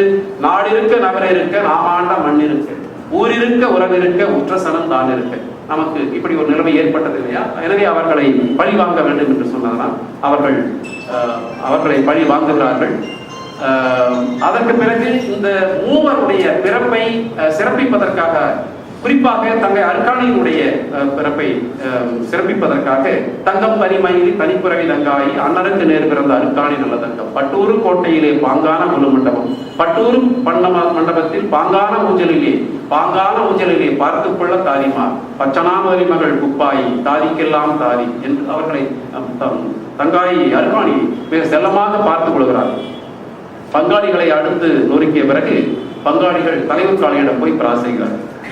குறிப்பிட்ட வேறுபாடு இரண்டாபத்தினுடைய வடிவத்திலே பங்காளிகள் சோழனிடம் போய் முறையிடுகிறார்கள். அப்பொழுது இந்த கொங்கு நாடு சோழ மண்டலத்தினுடைய ஒரு பகுதியாக இருந்தது. இவர்கள் கப்பம் கட்டாததினால் அவர்களை அங்கு வர சொல்லி சோழன் இந்த பொன்னர் சங்கரை கொல்லுவதற்கு திட்டமிடுவதாகவும் அவர்களிருந்து தப்பித்திருந்து தங்களது வல்லமையை சோழனிடத்திலே காண்பித்ததாகவும் கூட வரலாற்று ஒரு பகுதி. இங்கே தலைவர் காளியிடத்திலே சொல்லி தலைவர் காளி மன்னனுடைய மனதிலே விஷத்தை விதைக்கிறார். பிறகு இந்த பகைமை சுட்டிக்காட்டப்படுகிறது. அதற்கு பிறகு அண்ணன்மாருக்கு திருமணம் செய்ய முடிவு செய்கிறார்கள். அவர்களுக்கு திருமணத்திலே நாட்டமில்லை. கண்டு சிறை போடாமல் கொண்டு சிறை போட்டார்கள். உடலுடைய எந்த பகுதியும் படாமலே திருமணம் நடக்கிறது. திருமணம் முடிந்த பிறகு அவர்களை பட்டூர் கோட்டையிலே சிறை வைக்கிறார்கள். அதற்கு பிறகு ஒரு சேவல்கட்டு நடக்கிறது வேட்டூர்களுக்கும் அவர்களுக்கும். அதிலே இவர்கள் வெற்றி பெறுகிறார்கள். குன்றுடையான் மறைகிறார், தாமரை புலம்புகிறாள். புலம்பல் என்பது இந்த காப்பியினுடைய பகுதி. காலை பொழுதிலே கை கொடுத்த மன்னவரே, வேலை பொழுதிலே எனக்கு விரல் கொடுத்த மன்னவா, வடநாட்டு சீமையிலே வன்னி மரம் இருக்கும், அந்த வன்னி மரத்தடியே ஒரு வண்ணச்சலம் தண்ணி வரும். அந்த வண்ணச்சலம் தண்ணியிலே வண்டு முளைச்சிருச்சே, வண்ணப்பாசம் பட்டாச்சு, மன்னரை நான் இழந்தால் மாநிலத்தில் வாழ்வதில்லை, என் புருஷனை நான் இழந்தால் பூமியிலே வாழ்வதில்லை என்று சொல்லி தாமரையும் மணிகிறாள். அதுக்கு பிறகு தாமரை தங்காள் தனிமையாகிறாள். எனக்கு வண்ணம் பிறப்பிருக்கோ வயசிலே தாய் இழந்தேன், எனக்கு சின்ன பிறப்பிருக்கோ சிறுசிலே தாய் இழந்தேன் என்று சொல்லி அவர்களுடைய இறுதிச் சடங்குகளை நிறைவேற்றுகிறார்கள். தங்காளுக்கு ஏக்கம் இருப்பதால் அந்த ஏக்கத்தை தீர்ப்பதற்காக அவளுக்கு பக்கமிருந்து விளையாட ஒரு பச்சை கிளியும் கூட இருந்து விளையாட ஒரு கூட்டுக்கிளியும் காப்பியம் மேற்கொண்டு நகர்கிறது. வேட்டுவர் நாட்டுக்கு போய் அந்த கிளியை பிடித்துக் கொண்டு வருகிறார்கள். இங்கே எப்படி நெல்லிவள நாட்டிலே வேளாளர்களிடத்திலே தங்கை அருக்காள் இருக்கிறார்களோ அதை போலவே வேட்டுவர் நாட்டிலும் ஒரு தங்கா இருக்கிறார், வீரதங்காள் இருக்கிறாள். வீரதங்காளுக்கு உதவியாக இருப்பது வீரதங்காளினுடைய பிரியத்தையும் பாசத்தையும் பெற்றதுதான் இந்த கொம்பன். பிறகு தங்களுக்கு ஏற்பட்ட அவமானத்தை துடைப்பதற்காக அவர்கள் வேட்டுவர்கள் தங்காயை சிறைப்பிடிப்பதாக எண்ணி துப்பாயை சிறைப்பிடித்துக் கொண்டு போகிறார்கள். இங்கும் பாசத்தினுடைய வெளிப்பாடு. அண்ணன்மார் எவ்வாறு தன்னையும் ஒரு சகோதரியை ஏற்றுக்கொண்டார்கள், தற்பொழுது ஏன் தன்னை காப்பாற்றவர்கள் வரவில்லை என்று நினைத்த அவள், ஆணை இருக்குதுன்னு அச்சமில்லை என்றிருந்தேன், ஆணையே எங்கொழிந்தாய் அச்சம் வந்து சேர்ந்ததைப்போ, சிங்கம் இருக்குது என்று சிதறாமல் நான் இருந்தேன், சிங்கமே எங்கொழிந்தாய் சேதம் வந்து சேர்ந்ததைப்போ என்று அவள் புலம்புகிறாள். அதற்கு பிறகு குப்பாயை காப்பாற்றப்படுகிறாள். ஆசாரி செம்பகுலன் பிறகு வருகிறான். பொன்னரை வேட்டுவருடைய ஆலோசனைப்படி அவரை வெள்ளாங்குளம் ஏரியில சத்தியம் செய்ய அழைக்கிறார். அப்பொழுது பொன்னர் அவனுடைய சூழ்ச்சியை அறிந்து அவரையே அங்கு வெட்டி கொள்ளுகிறார். அங்கு மறுபடியும் காராளர்களுடைய சிறப்பு சொல்லப்படுகிறது. கவடறியா காராளர், வினையறியா வேளாளர், கருத்ததெல்லாம் தட்டி வெளுத்ததெல்லாம் பால்னு ஒருமை பொறுத்த பொன்னாண்ட சாமி. இந்த கருத்ததெல்லாம் தட்டி வெளுத்ததெல்லாம் பால்னு என்று சொல்லக்கூடிய அந்த பொம்மை சக்திக்கனல் கூட மசைச்சாமி குன்றுடையார் என்று ஒரு புத்தகம் எழுதியிருக்கிறார். இந்த வெள்ளந்தியாக பேசக்கூடிய மிகவும் அப்பாவியாக இருக்கிற தன்மை இந்த கொம்புளாளர் உண்டு என்று சொல்லுகிற மாதிரி. தன்னை கொல வந்த செம்பகுலனை கொண்டு அந்த சாகக்கூடிய நிலையிலே வேட்டுவ மன்னன் தலையூர் காளிக்கு அபயம் என்று சொல்லி அவன் உயிர் விடுகிறான். இதே மாதிரி சாகர தருவாயிலே வேட்டுவ மன்னன் தலையூர் காளிக்கு அபயம் என்று கொம்பனும் குத்தப்படுகிற பொழுது கொம்பனும் சொல்லுகிறான்.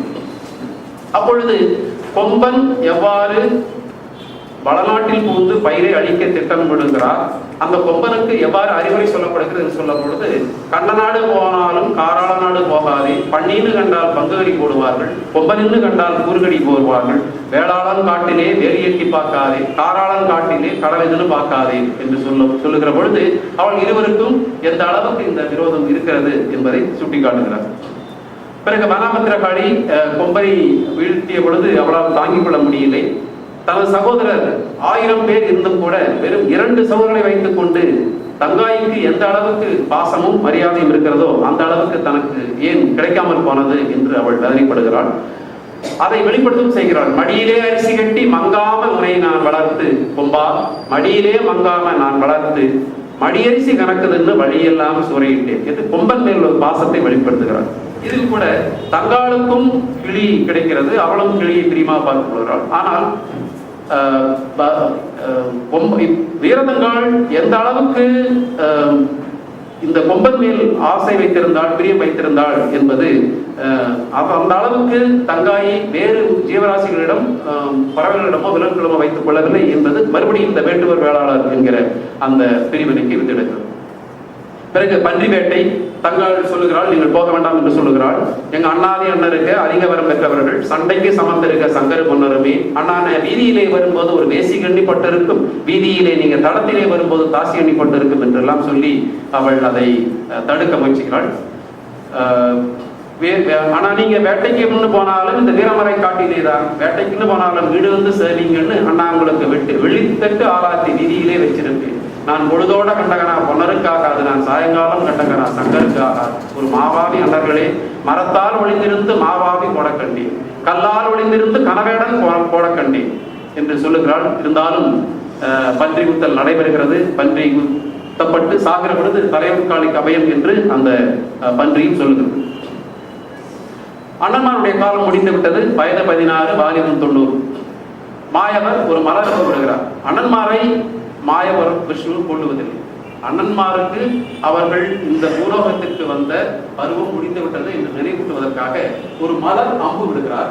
அந்த மலர் அம்பை பார்த்த சங்கர் தனது காலம் முடிந்து விட்டது என்று சொல்லி வாளை ஆகாயத்தில் தூக்கி போட்டு அதை மார்பில் தாங்கிக் கொள்கிறார். அந்த படுகளம் என்கிற அந்த காட்சி உலக இலக்கியங்களில் வரக்கூடிய மிகவும் உன்னதமான உணர்ச்சி மிக்க காட்சிகளிலே ஒன்று. அந்த காட்சியும் இந்த பாடல்கள் மிகுந்த உணர்வோடு, ஆழ்ந்த உணர்வோடு அதை வெளிப்படுத்துகிறார்கள். அந்த வைகுந்தம் பாறையிட்டு வாழெடுத்து வட்டமிட்டு அந்த இடம் பிரியும் பலம் பிரியும் சங்கர் இருபெரியும் சுற்றி வந்து அங்கே வலது காலை மண்டியிட்டு அங்கே இடது காலை குந்தவிட்டு அந்த வாழெடுத்து குத்தினாரே சங்கர் வல்லுயிரும் போக்குனாரே. இதே போலத்தான் பொன்னரும் பேரை விடுகிறார். இதற்கு பிறகு அண்ணன்மார் தங்கையிடம் சொல்லிவிட்டு நாங்கள் திரும்ப வரவில்லை என்றால் சில அடையாளங்கள் மாறிவிடும் என்று சொல்லி அவர்களுடைய மரணத்தின் அறிகுறிகளாக விளக்கு வைத்திருந்தது. அந்த விளக்கு அணைகிறது. செம்பு பாத்திரத்தில் வைத்திருந்த தண்ணீர் குறைகிறது.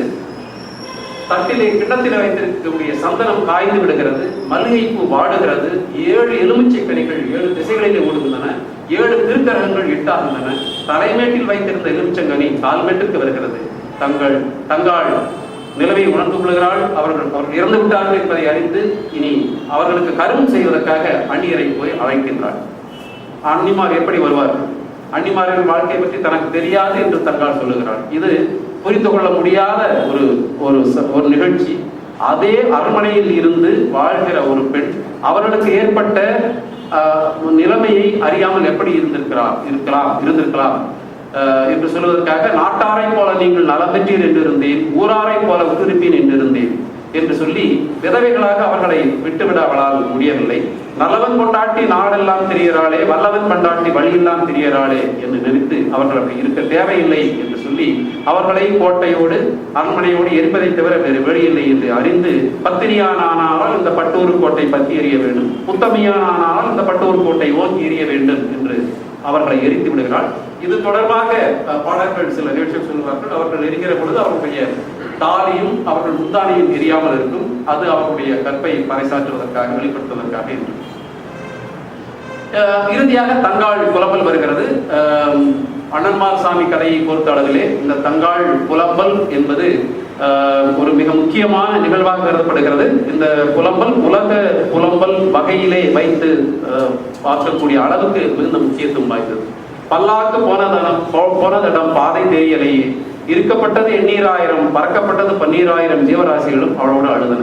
ஐயா அண்ணா என்ற வில்லன் படுகளமோ வீரகாமன் போர்களமோ, ஐயோ இது அண்ணன் படுகளமோ அரிராமர் போர்க்களமோ, அண்ணா உங்களுக்கு கல்லோதலகாணி கனகமோ பஞ்சமத்தை, புல்லோதலகாணி பூலோகம் பஞ்சமத்தை. அண்ணா உங்களுக்கு ஆணை அலங்கரிச்சு ஆணை மேல் பட்டு வரும், ஆணை மேல் பட்டு வரும் உங்களுக்கு 5 லட்சம் கூட்டம் வரும். ஐயோ அந்த ஆணை அசைஞ்சு நிற்கும் 5 லட்சம் சனம் அழுகும், குதிரை மேல் பட்டு வரும் 1,00,00,000 லட்சம் சனமும் வரும். இந்த மரத்தடியே ஒளிஞ்சிருந்த மாவாவை வகையிலே உங்களுக்கு மந்திரவாள் எங்க போச்சு, உங்களுக்கு மந்திரவாள் எங்க போச்சு. அண்ணா நீங்க 10 ஆணை பலமுடிய பாரமுடிய அண்ணருகோ, அண்ணா நீங்க பட்டு கருணருக படைப்பசந்த ராசருகோ, கட்டுக்குலையாத காராள வம்சமே நீங்க படையும் ஜெயிக்காமல் பரமனிடம் சேர்ந்தீங்களே. தங்கம் பலவளைச்சு தங்கவர்ண தொட்டில் கட்டி, இந்த தங்கவர்ண தொட்டிலே எங்க சங்கரனன் சாஞ்சிருந்தா தங்கம் விளக்கேறி தனிக்காந்தம் பக்கேறி என்று சொல்லி நீண்ட நேரம் அழுது புலம்பிய பிறகு பொன்னூசி பூன்சரடு கொண்டு காயத்தை அவள் தைத்து கட்டிய பிறகு அண்ணன்மார் எழுகிறார்கள். அண்ணன்மாரை போகலாம் என்று அவள் சொன்ன பொழுது ஆண்டாண்டு காலம் அழுது பிறந்தாலும் ஆண்டாத்திற்கு வரமாட்டார்கள், அது முறையும் இல்லை என்று சொல்ல அவள் 6 கன்னிமாரோடு சேர்ந்து 7வது கன்னியாக தேவலோகம் போகிறாள். ஆகங்குடை பிடிக்க நல்கரியம் தாராட்ட உத்தமாவத்திரி ஒரு சொல்லு வாசகி, கட்டுக்கழியாத காராள வம்சம் அது, அச்சியில்லா பூந்தேறு ஆணியில்லா சப்பரமேறி தேவலோகம் போகிறாள். இது 2013ஆம் ஆண்டிலே பாடல்களை வைத்து இயல்பாக அவர்கள் எவ்வாறு பாடுவார்களோ அதை வைத்து பதிவு செய்யப்பட்டது. இதில் பெருத்த வேறுபாடுகள் 1965ஆம் ஆண்டிலே பதிவு செய்யப்பட்ட வடிவத்திற்கு இதற்கும் இடையில பெரிய வேறுபாடு கிடைக்கிறது. குறிப்பாக அந்த அடையாளங்கள், அவர்கள் வைத்துவிட்டு போகிற அடையாளங்கள் 2ஆம் வடிவத்திலே 5 அடையாளங்கள் மட்டுமே சொல்லப்படுகிறது. இங்கு 7 அடையாளங்கள் சொல்லப்படுகிறது. இந்த கதையோடு தொடர்புடையவர்கள் இப்பொழுது நான் சொல்லி வந்த கதையிலே பெருத்த மாறுதல் எதுவும் இல்லை என்பதை அறிந்திருப்பார்கள். அப்படி ஏதாவது மாற்றங்கள் இருந்தால் ஜெயதீசன் இப்பவே கேட்கலாம்னா இல்லை முடிச்சுட்டு கேட்கலாம். இன்னொரு 10 ஸ்லைட் கேள்வி நேரம் லாஸ்ட்ல. சரி, அப்போ இந்த நிகழ்ச்சியை பொறுத்த அளவிலே இது கூத்தல்ல, தமிழர்களுடைய நாட்டார் மரபிலே கூத்து என்பது சொல்லப்படுகிறது. தமிழகத்துடைய தென் மாநிலங்களிலே மாவட்டங்களிலே குறிப்பாக தொண்டை மண்டலத்திலே தெருக்கூத்து என்பது ஒரு வடிவமாக நடத்தப்படுகிறது. ஆனால் பெரும்பாலும் மகாபாரத கதைகள், திரௌபதி கதை போன்ற கதைகள் தான் அந்த தெருக்கூத்து வடிவத்தில் நிறுத்தப்படுகின்றன. ஆனால் அண்ணன்மார்பாட்டை பொறுத்த அளவில் இது கூத்து அல்ல, இது பாட்டும் கதையும் கலந்ததுதான், வாய்மொழி மரபில் பட்டதுதான். ஆனால் இது கூத்து என்ற வகையிலே சேர்க்கப்படுவதில்லை, இது பாட்டு என்று அழைக்கப்படுகிறது. இது ஒரு காரணம் கருதித்தான் நடத்தப்படுகிறது. எல்லா இடங்களிலும் மழை வேண்டுவதற்காகவோ, தங்கள் கிராமத்துக்கு ஏற்பட்ட சாபத்தை போக்குவதற்காகவோ, அல்லது ஏதாவது பழி இருந்தால் அதை தீர்த்துக் கொள்வதற்காகவோ இந்த கதையை அவர்கள் நடத்துகிறார்கள். பெரும்பாலும் ஒடுக்கப்பட்ட மக்கள் தான் இந்த நிகழ்ச்சியை நடத்துகிறார்கள். இப்படி நடத்துகிற பொழுது அவர்களது மனநிலை 3 வகையாக இருக்கும். ஒன்று, தாங்கள் ஒரு பெரும்பான்மை சமூகத்தின் முன்னால் இந்த கதையை நடத்துகிறோம் என்று சொல்லுகிற பொழுது அந்த சமுதாயத்தை தூக்கி பிடிப்பது, காரணத்தோடும் காரணமின்றி. இரண்டாவது, அப்பொழுது அவர்கள் ஒரு செயற்கையான ஒரு மனநிலையிலே இருப்பார்கள். இரண்டாவது, அவர்கள் இருப்பதையும் மறந்துவிட்டு கதையிலே அவர்கள் ஒரு உயர்சாலி கதாபாத்திரத்தை எடுத்து நடத்துகிற பொழுது அவர்கள் எதை அவர்கள் தங்களது வாழ்க்கையிலே இழந்திருக்கிறார்களோ அதை பெறுவதற்காக வேண்டி ஒரு அதிகார தோரணையிலே பேசுவார்கள். இது அவர்களுடைய உள் மனங்கள், ஆழ் மனங்களை வெளிப்படுத்துகிறது. மூன்றாவதாக, மிகுந்த படைப்பாற்றல் உள்ளவர்கள், மிகுந்த நினைவாற்றல் உள்ளவர்கள், முழு கதையையும் எந்த புத்தகத்தையும் ஒரு வரி கூட பார்க்காமல் பல இரவுகள், 30 இரவுகளுக்கு மேலாக நடத்துபவர்கள். அப்படி இருக்கக்கூடியவர்கள் தங்களது படைப்பாற்றலை ராகங்கள் மூலமாகவும் பல்வேறு வகையான பாடல் வகைகள் மூலமாக வெளிப்படுகிற பொழுது அவர்களுக்கு உள்ளே இருக்கக்கூடிய கலையாற்றல் எவ்வாறு வெளிப்படுகிறது என்று சொல்லுகிற பொழுது ஒரு மனநிலை. இப்படி 3 மனநிலைகளுக்கு இடையிலே சிக்கி அவர்கள் அல்லாடுகிறார்கள். இதில் பெண்கள் தான் பெரும்பாலும் இந்த கதையை பார்க்கிறார்கள். நான் சென்ற இடங்களிலெல்லாம் பெண்கள் தான் பெரும்பாலும் இருக்கிறார்கள். வயதானவர்களும் இப்பொழுது வயதானவர்கள் வருகிறார்கள். நான் இருக்கிற பொழுது எங்கள் கிராமத்திலே பெரும்பாலும் இளைஞர், சிறு வயது அந்த பாடல் எல்லோரையும் கவரக்கூடிய வகையிலே இருந்தது. அடுத்தது, இந்த சமூகத்தினுடைய பல வளமை சடங்குகள், வேறு சடங்குகளும் இந்த கதைகளால் நடத்தப்படுகின்றன.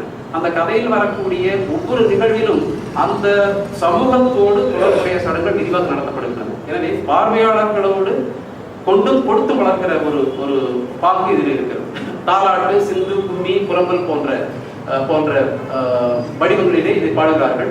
இடையிடையிலே புறவலர்கள் கொடுக்கிற அன்பளிப்புகளை பெற்றுக்கொண்டு அவர்களை வாழ்த்தி பாடுகிறார்கள். அவர்களது நகைச்சுவை என்பது சில சமயங்களிலே தரம் தாழ்ந்ததாகவும் காணப்படுகின்றன. ஒரு அனன்மார் நிகழ்ச்சியை முழுவதுமாக ஆய்வு செய்த கார்த்திகேயன் என்பவர் இதை சொல்லுகிறார். இது முற்றிலும் நமக்கு உடன்படை. சரி, இப்பொழுது நாட்டார் காப்பியம் என்பது எந்த விதமான எழுத்து பிரதிநிதியும் அடிப்படையாக கொண்டதில்லை. அந்த கட்டத்திலே பாடல்கள் எவ்வாறு பாடுகிறார்களோ அந்த வடிவத்தை தான் அந்த காப்பியம் பெறுகிறது என்று சொல்லுகிற பொழுது வாய்மொழி வரலாறு என்பது ஒரு சமூகத்திலே எந்த அளவுக்கு முக்கியத்துவம் பெறுகிறது என்பதையும் நாம் பார்க்கிறோம். இது பண்பாட்டோடு தொடர்புடையது. பெரும்பாலும் தொன்மங்கள் தான் வாய்மொழி மரபினுடைய அடிப்படையாக இருக்கின்றன. எழுத்து மரபும் வாய்மொழி மரபும் இணைந்தே செல்லக்கூடிய ஒரு போக்கு பல நாகரிகங்களிலே உண்டு. இந்திய மரபு அப்படிப்பட்டதுதான். வைதீக மரபிலே வேதங்கள் படிக்கப்பட்டும் வந்தன எழுத்து வடிவங்களிலிருந்து. அதே சமயம் வாய்மொழியாக பயிலப்பட்டும் வந்தன. சுஷ்ருத சம்ஹித என்னும் நூல் இந்திய மரபு, அதுவும் இப்படி எழுத்து வழியாகவும் இருந்தது, வாய்மொழியாகவும் இருந்தது. வாய்மொழி சமூகம், மரபு சமூகங்கள் எல்லாமே தனித்தன்மை கொண்டது. ஏனென்றால் அவை ஒரே சமயத்தில் வரலாற்று உண்மைகளாகவும் நிகழ்கால யதார்த்தங்களாகவும் இருந்தன. பல நூற்றாண்டுகளுக்கு முன்னால் அது நடந்தாக இருந்தாலும் கூட அந்த காலத்திய சமூக உண்மைகளை எவ்வாறு பிரதிபலித்ததோ அதே அளவு தீவிரத்தன்மையோடு தாக்கத்தோடு தற்போது உள்ள நிகழ்கால யதார்த்தத்தையும் விளக்குகிறது என்று இதை பற்றி ஆய்வு செய்து சொல்லியிருக்கிறார். ஜான் வைஸ் மாதிரி அது முக்கியமானது. இந்திய நாகரிகம் வாய்மொழி மரபிலே மிக மிக குறிப்பிடத்தக்க இடத்தை பெறுகிறது. எல்லா நாடுகளிலும் எல்லா நாகரிகங்களிலும் போலவே இந்த வாய்மொழி மரபுகள் என்பது மதத்தை சார்ந்திருந்தன, இறையிலை சார்ந்திருக்கின்றன. இதில் தொன்மங்களுக்கு, மித் என்று சொல்லக்கூடிய தொன்மங்களுக்கு மிக மிக குறிப்பிட்ட முக்கியமான இடம் உண்டு. இது உலக அளவிலே இது ஒரு ஆய்வாக கல்வியாளர்கள் எடுக்கப்பட்டு 1964 மார்ஷல் மக்லூகன் என்கிற மீடியா இஸ் தி மெசேஜ் என்ற புத்தகத்தின் மூலமாக வெளிப்பட்டது. அதற்கு பிறகுதான் வால்டர் ஓக் என்று சொல்லக்கூடிய ஒரு ஜெசுட் பாதிரியார் அதை மேலும் முன்னெடுத்து சென்று ஜான் வெல்ஸ் மாதிரி என்பவர்கள் எல்லாம் வாய்மொழி மரபு என்பது மனித நாகரிகத்திலே பெற்றிருக்கக்கூடிய இடம் என்ன, இது நாள் வரை நாம் எவ்வாறு எழுத்து வடிவத்தில் இடம்பெடுத்து ஏமாந்து போனோம் என்கிற சொல்லியிருக்கிறார்கள். எனவே மானுட மரபுகளை எழுத்து வடிவத்தின் மூலம் மட்டுமே நாம் ஆவணப்படுத்த முடியாது என்கிற ஒரு உண்மை கண்டுபிடிக்கப்பட்டது. பிறகு உலக அளவிலே அமெரிக்காவிலே எல்லாம் அதற்கான ஆய்வை தொடங்கினார்கள். 1986 தான் இந்த நிறுவனம் தொடங்கப்பட்டது, வாய்மொழி மரபுகள் ஆய்வு மையம் என்பது, சென்டர் ஃபார் ஓரல் ஸ்டடீஸ். இந்திய வாய்மொழி மரபு இருக்கிற ஒரு சிறப்பு கூட அவர் வெளியிட்டிருக்கிறார். இப்பொழுதுதான் இந்த இடைக்காலத்தில் மத்திய காலத்திலே 14ஆம் 15ஆம் நூற்றாண்டுகளிலே இந்தியாவினுடைய பண்பாட்டு வரலாறு, சமூக வரலாறு எவ்வாறு இருந்தது என்பதை பார்க்கிற பொழுது இந்த காலகட்டத்தில் தான் பல்வேறு நாட்டார் காப்பியங்கள் இந்தியாவிலே தோன்றியிருக்கின்றன. வட இந்தியாவிலே லோரிக் சந்தா, ஆந்திராவிலே பல்நாடு கதா என்று சொல்லக்கூடிய பல நாட்டுப்புற காப்பியங்கள் தோன்றியிருக்கின்றன. இவை எல்லாமே பட்டன்ஸ்டைன் எழுதிய பெசன்ட் ஸ்டேட் அண்ட் சொசைட்டி என்கிற நூலில் எழுதப்பட்டது. 12-13ஆம் நூற்றாண்டுகளிலே சோழ பேரரசு வீழ்கிற பொழுது சத்திரியர்கள் இல்லாத ஒரு சமூகம் உருவாகிறது. உழவர்கள் மேலாதிக்கம் பெறுகிறார்கள். உழவர்களுக்கும் பிராமணர்களுக்கும் இடையிலே ஒரு உறவு ஏற்படுகிறது. அது பண்பாட்டு தளத்தையும் எட்டுகிறது. சமஸ்கிருதம் தமிழ் என்கிற இணைவுகள் ஏற்படுகின்றன. மெய்கண்டார், உமாவதி போன்றவர்கள் தோன்றுகிறார்கள். ஒன்றாக இணைந்தது போல காணப்பட்டாலும் பிராமணர்களுக்கும் வேளாளர்கள் உட்பட்ட பிராமணர் அல்லாதவர்கள் ஆதிக்கத்திலே நிர்வாகத்திலே பங்கு பெற முயற்சிக்கிற பொழுது அவர்கள் மிக கொடூரமாக அதிலிருந்து ஒதுக்கப்பட்டார்கள். இந்த பிரச்சனையை தீர்ப்பதற்கு ராமானுஜர் உடைய தத்துவம் அவர் வாழ்வு பயன்பட்டது. அவருடைய இடையிட்டால் ஸ்ரீரங்கம் போன்ற கோயில்களிலே பிராமணர் அல்லாதவர்கள் சில நிர்வாக பொறுப்புகளுக்கு வந்தார்கள். சித்திரமேழி விண்ணகர், சித்திரமேழி பெரிய நாட்டார் போன்ற குறிப்புகள் எல்லாம் இதைத்தான் சொல்லுகின்றன. பிறகு இதுவும் நிறுத்தப்பட்டது. பிராமணர்களுடைய வேளாளர்களுடைய ஆதிக்கம் என்பது தொடர்ந்து வந்தது என்று பார்க்கிறோம். இதனுடைய விளைவாக 13ஆம் நூற்றாண்டிற்கு பிறகு சைவமயமாக்கல் என்பது வடநாட்டிலிருந்து வந்த பிராமணர்களால் எந்த அளவுக்கு இங்கே தீவிரமாக திணிக்கப்பட்டது. அப்படி இருந்தும் கூட அந்த வைதிக சமயத்தை பின்பற்றுகிற கோயில்களிலே அம்மன் வழிபாட்டுக்கு என்று எவ்வாறு இடம் ஒதுக்கப்பட்டது, நாட்டார் மரபுக்கு இது ஒரு அங்கீகாரமாக கருதப்படுகிறது. இந்த முயற்சிகள் 8ஆம் நூற்றாண்டிலிருந்தே தோன்றின. வளமை பண்பாட்டினுடைய வெளிப்பாடுகளாக இருந்த தாய் தெய்வ வழிபாடு என்பது காலங்காலமாக இருந்து வந்தது. தமிழகத்தினுடைய சிறு சிறு பகுதிகளிலே பெரும்பாலும் உழவர் சமூகங்களால் மேற்கொள்ளப்பட்டிருந்த இந்த பண்பாடு என்பது சைவமயமாக்கல் தீவிரமாக இங்கே புகுத்தப்பட்ட பொழுது எவ்வாறு பின்னுக்கு தள்ளப்பட்டது, பெண் தெய்வங்கள் எவ்வாறு துணை தெய்வங்களாயின என்பதை மத்திய கால தென்னிந்தியாவின் உலக சமூகம் அரசு பட்டன்ஸ்டைன் சுரேஷ் என்பவருடைய ஒரு கட்டுரை ஆய்வுகளை அவர் மேற்கொண்டு காட்டியிருக்கிறார். இதனுடைய ஒரு குறிப்பிட்ட வெளிப்பாடு ஒரு சிறு அம்மன் கோயிலாக இருந்த தஞ்சை பிரகதீஸ்வரர் கோயில் ஒரு பிராமணருடைய அறிவுரையால், அதாவது ராஜராஜ சோழனுக்கு தொழுநோய் ஏற்பட்ட பொழுது அந்த தொழுநோய் உனக்கு தீர வேண்டுமானால் நீ மிக மகத்தான பிரம்மாண்டமான ஒரு சிவன் கோயிலை கட்ட வேண்டும் என்று சொன்னதனால் தன்னுடைய அதிகாரத்தை முழுமையாக பயன்படுத்தி காவிரி கரையோரம் இருந்த பல தாய் தெய்வ கோயில்களில் இருந்த பூசாரிகளையும் நிர்வாகிகளையும் ஒட்டுமொத்தமாக தஞ்சாவூருக்கு கொண்டு வந்து அவர்களை எவ்வாறு அவன் சைவர்களாக மாற்றினான், இந்த தாய் தெய்வ வழிபாட்டை இந்த சமூகங்களில் இருந்து அகற்றுவதற்கு எப்படியெல்லாம் முயற்சி செய்தான் என்பதை இதன் மூலமாக அறிகிறோம். இது இந்த ஒரு வரலாற்றுமே ஏற்கனவே குறிப்பிட்டதை போல தமிழ்நாட்டில் மட்டுமல்லாமல் தென்னிந்தியா முழுவதும் இந்த நிலைமை இருந்தது. மாதேஸ்வரன் கதை என்று சொல்லக்கூடிய கர்நாடகத்தில் அந்த காப்பியம் எந்த அளவுக்கு இந்த சைவமயமாக்கலுக்கு தீவிரமாக உட்பட்டது என்று சொல்லுகிற பொழுது அனன்மார்காதை என்று சொல்லக்கூடிய தனித்த காப்பியங்கள் எந்த அளவுக்கு இதை முற்றிலுமாக ஒதுக்கிவிட்டு அதை உள்வாங்கிக் கொண்டு தாய் தெய்வ வழிபாட்டை முன்னிறுத்தக்கூடிய ஒரு காப்பியமாக விளங்கியது என்பதை இந்த இடத்தில் குறிப்பிடுகிறது. இதற்கு பிறகுதான் நாட்டார் வழக்காக்கியல் என்று சொல்லக்கூடிய ஒரு துறை ஒரு தனித்துறையாக கருதப்பட்டு உலக அளவிலே எல்லா இடங்களிலும் தொடங்கப்பட்டது. இது கில்காமேஷ் காப்பியம் என்று மெசபடோமியாவில் அதுதான் முதல் காப்பியமாக கருதப்படுகிறது. கில்காமேஷ் காப்பியத்தை ஆராய்ந்தவர்கள் தேடினாலும் கண்டடைய முடியாத வாழ்க்கை, இறை சக்திக்கும் மனித சக்திக்கும் நடக்கும் இடையறாத போராட்டம் தான் வாழ்க்கை என்று சொன்னார். ஆச்சரியப்படத்தக்க விதத்திலே இன்றும் பல காப்பியங்கள் இந்த செய்தியை கொண்டிருக்கின்றன.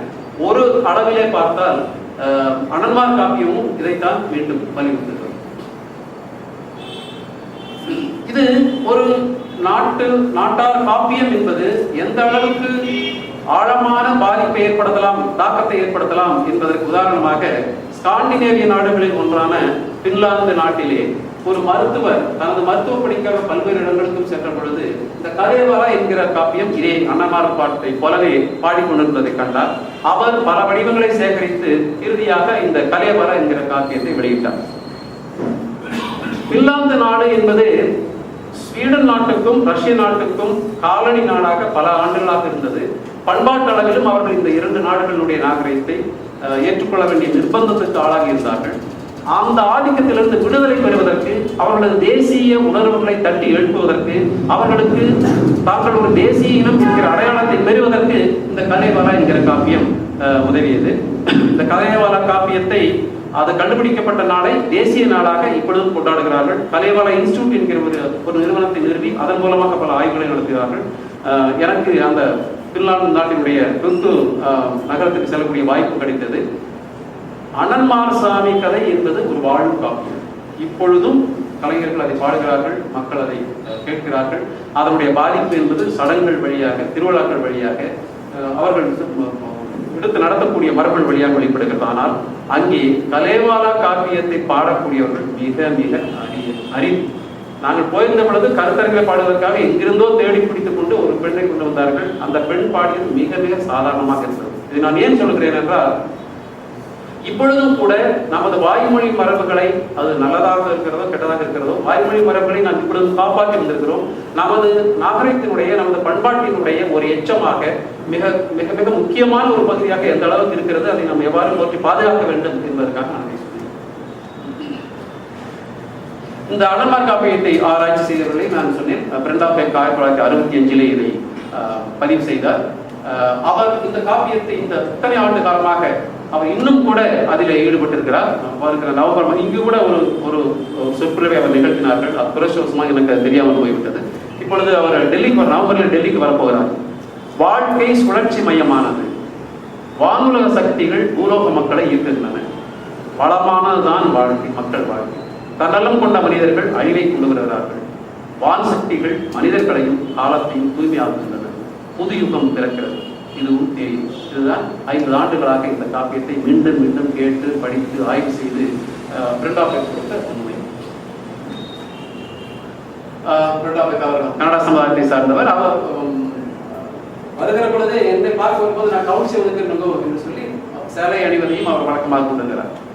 இந்த ஆய்வில் அவர் நான் ஏற்கனவே குறிப்பிட்ட மாதிரி தமிழகத்தினுடைய பிற பகுதிகளைப் போலவே கொங்கு மண்டலத்திலும் இந்த இடங்கை வரம்பை போராட்டம் இருந்திருக்கிறது. அதற்கு ஆதாரமாக குறிப்பாக ஆசாரிகள், மண்பாண்டம் செய்தவர்களுக்கும் இந்த நிலவுரிமையாளர்களுக்கும் எப்பொழுதும் மோதல் ஏற்பட்டிருந்திருக்கிறது. சக்தி கனல் இதை முதலில் ஏட்டுப்பிரதியாக கொண்டு வந்தார். 1971ஆம் ஆண்டு பல பதிப்புகள் இதில் பெரியசாமி தூரன், அருணாசல கவுண்டர், பெரியசாமி, வீராமித்த ஆகியோர் நூல்கள் எழுதியிருக்கிறார்கள். அன்னன்மார் கோயிலை பற்றி குறிப்பு எழுதியிருக்கின்றனர். இதோடு ஒட்டி வேட்டாமாட்டி பழனிசாமி என்பவர் அன்னன்மார் கோயில்களை பற்றி ஒரு நூல் எழுதியிருக்கிறார். அதுவும் இந்த ஆய்வு உதவியாக இருக்கின்றது.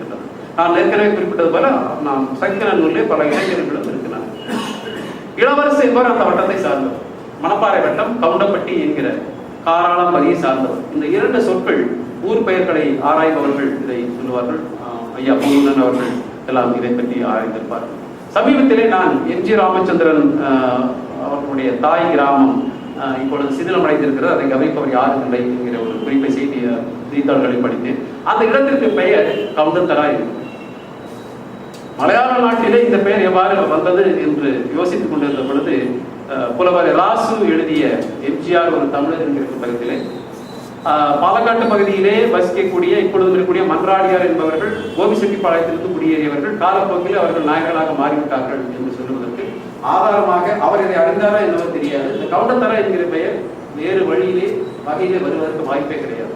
எனவே அதை போலவே இந்த கவுண்டம்பட்டி என்கிற காராளம்பதியிலிருந்து தான் இந்த இனம் தோன்றியிருக்க வேண்டும், அங்கிருந்தால் நேருக்கு நகர்ந்திருக்க வேண்டும் என்று தனிப்பட்ட முறையிலும் கடித மொழியாகவும் பல 35 ஆண்டுகளாக இந்த கேட்டு இளவரசர் பல்வேறு வடிவங்களிலே இதை சொல்லியிருக்கிறார்கள். மருகாபுரி ஜமீன்தாரோடு தொடர்புடையவர். அவரை பற்றி ஒரு குறிப்பையும் எழுதியிருக்கிறார். கம்பளத்த நாயக்கர் என்று சொல்பவர்கள் இந்த அனன்மார் கதை நடந்து முடிந்ததாக சொல்லப்பட்ட பிறகு எப்படி அவர்களுக்கு ஆதரவு கொடுத்தார்கள், எப்படி அங்கே கோயில் கட்டினார்கள், எப்படி அண்ணன்மார்கள் மரபை அவர்கள் நிலைநிறுத்தினார்கள் என்பதற்கெல்லாம் இந்த நாயக்கர்கள் பற்றிய குறிப்பு உதவும். இப்பொழுது 2 வகையிலே இந்த காப்பியத்தினுடைய தாக்கத்தை பார்க்கலாம். மோகை கருப்பையா என்பவர் 400 பக்கங்களுக்கு மேலாக ஒரு புத்தகத்தை எழுதியிருக்கிறார். அவரது அணுகுமுறை என்பது மிக மிக எளிதானது. இது மனிதனுடைய ஆன்மீக தேடலுக்கு இது மிக உதவியாக இருக்கிறது. அதில் வரக்கூடிய ஒவ்வொரு நிகழ்வும் நமது வாழ்க்கையில் நடப்பதை போலவே இருக்கின்றன. அதில் வரக்கூடிய கதாபாத்திரங்கள் நமது வாழ்க்கை ஒட்டியவையாக இருக்கின்றன. இந்த காப்பியம் வாழ்க்கையை புரிந்து கொள்ள உதவுகிறது.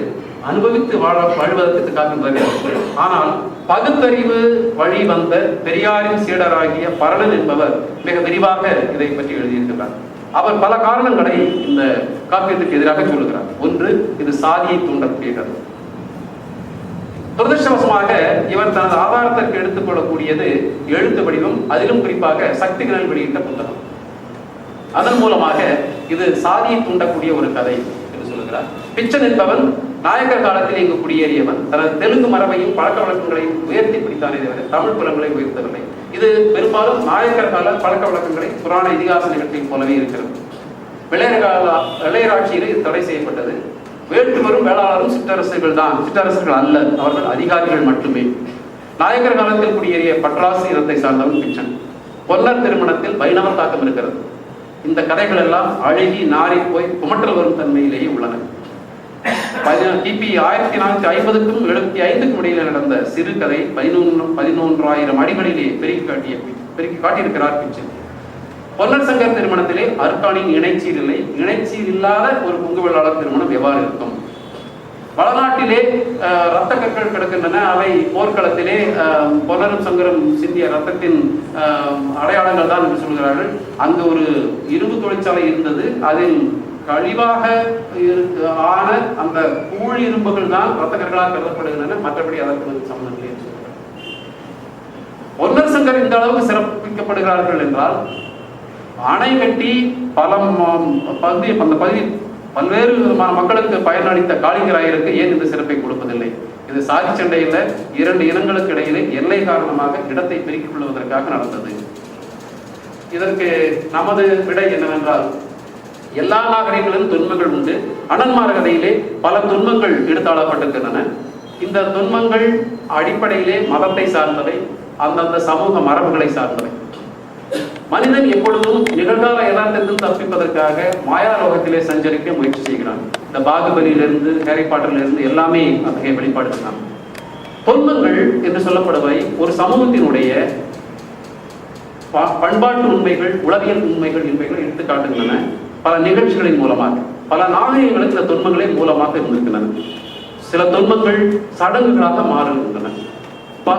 நாம் பயன்படுத்தக்கூடிய கடைபிடிக்கக்கூடிய பல துன்பங்களை பிற நாகரிகங்கள் உள்ள துன்பங்களோடு நாம் ஒப்பிடலாம். இதிலும் குறிப்பாக இந்த கலேவாலா என்கிற காப்பியத்திலே அதில் வரக்கூடிய ஒரு பெண் தனது கணவனை உயிர்ப்பிக்க முயற்சி செய்கிறாள். இப்படியாக துன்பங்கள் மனித இனம் வாழக்கூடிய எல்லா நாடுகளிலும் பல்வேறு வகைகளிலே அது வெளிப்படுகிறது. டோல்கின், ரெவிஸ்டாஸ் என்பவர்களெல்லாம் துன்பங்களை ஆராய்ந்தவர். எனவே துன்பமில்லாத வாழ்க்கை சாகசமில்லாத வாழ்க்கையாக இருக்கும். பல்வேறு விளக்கங்களுக்கு அது இடமளிப்பதாக இருந்தாலும் இதை ஒரு துன்பங்களின் வடிவமாகத்தான் பார்க்க வேண்டும். நமது நடைமுறை வாழ்க்கையிலிருந்து தப்பிப்பதற்காக இத்தகைய துன்பங்கள் நமக்கு தேவை. துன்பங்கள் வாழ்க்கையை அர்த்தப்படுத்துகின்றன என்று சொல்லிக்கொண்டு இந்த உரையை நிறைவு செய்கிறேன். இல்ல நிறைய ஜெகதீசன் 1 மணி நேரம் 1 மணி நேரம் நான் 24 மணி நேரம் பதிவு. பிறகு அந்த பாடல்களை கொண்டு அந்தந்த இடங்களில் மதுரை செல்லாண்டியம்மன் கோயில், பரந்தாடி, வையமலை, படுகளம், வீரப்பூர், வடநாடு எல்லாமே பதிவு செய்து இருக்கிறது. விருப்பப்பட்டவர்கள் இப்போ வேணா பார்க்கணும். சிறப்பு அழைப்பாளர்களுக்கு சிறப்பு செய்ததற்கு தமிழ்நாடு அரசின் தொல்பொருள் துறை முன்னாள் உதவி இயக்குனர் டாக்டர் பூமுடன் அவர்களை அன்புடன் நினைக்கிறேன். சிறப்பு செய்வது எனக்கு மிகப்பெரிய பெருமை.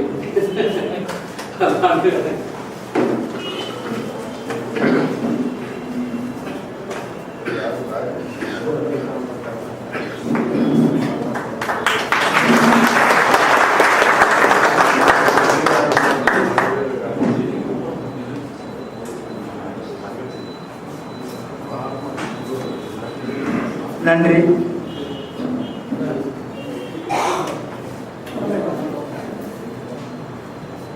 தொலைபேசி மூலமாக பேசிக்கொண்டிருக்கிறேன்.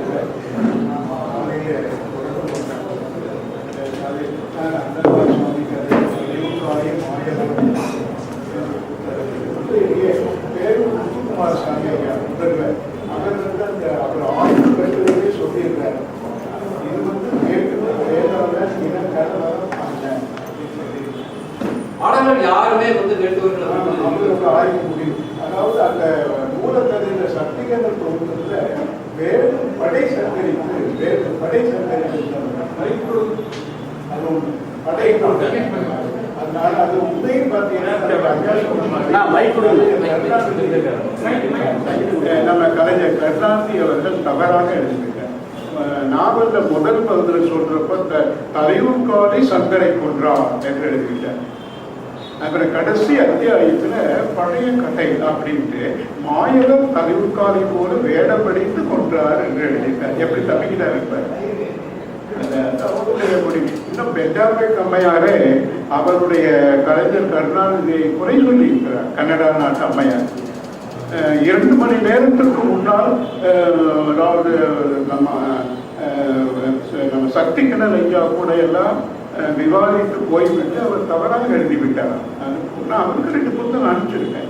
அப்புறம் பல்கலைக்கழகங்கள் எல்லாமே அனுப்பிச்சிருக்கேன். ஐயா அந்த சக்தி கிணல் தான் எனக்கு தகவல் கொடுத்தார். நான் ஆவணப்படம் ஒன்று தயாரிக்கிறார், அவருக்கு புத்தகம் அனுப்புங்க அப்படின்னு அனுப்பிட்டேன். அதனால இன்னொன்று பார்த்தீங்கன்னா அந்த மூலக்கதையில் இருக்கிற சில செய்திகளை கலைஞர் கருணாநிதி மறைத்து விட்டார். அது ஒரு பெரிய தவறு.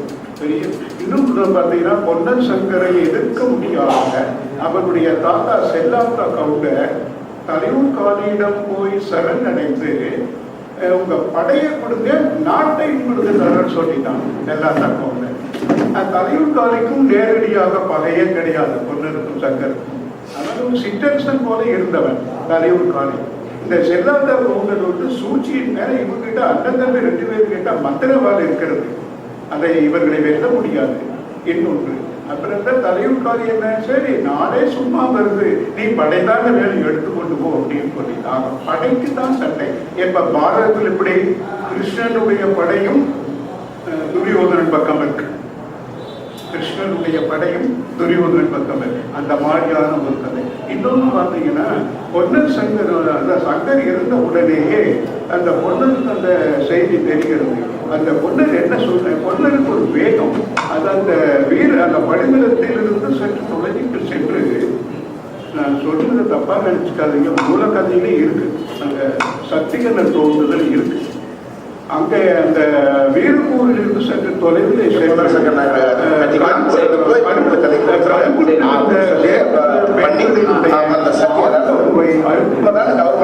அனுசரிச்சு இந்த பொண்ணு சக்தி ஜெயிக்கணும். உண்மைதான். அந்த நீங்க சிவர் நிக்காம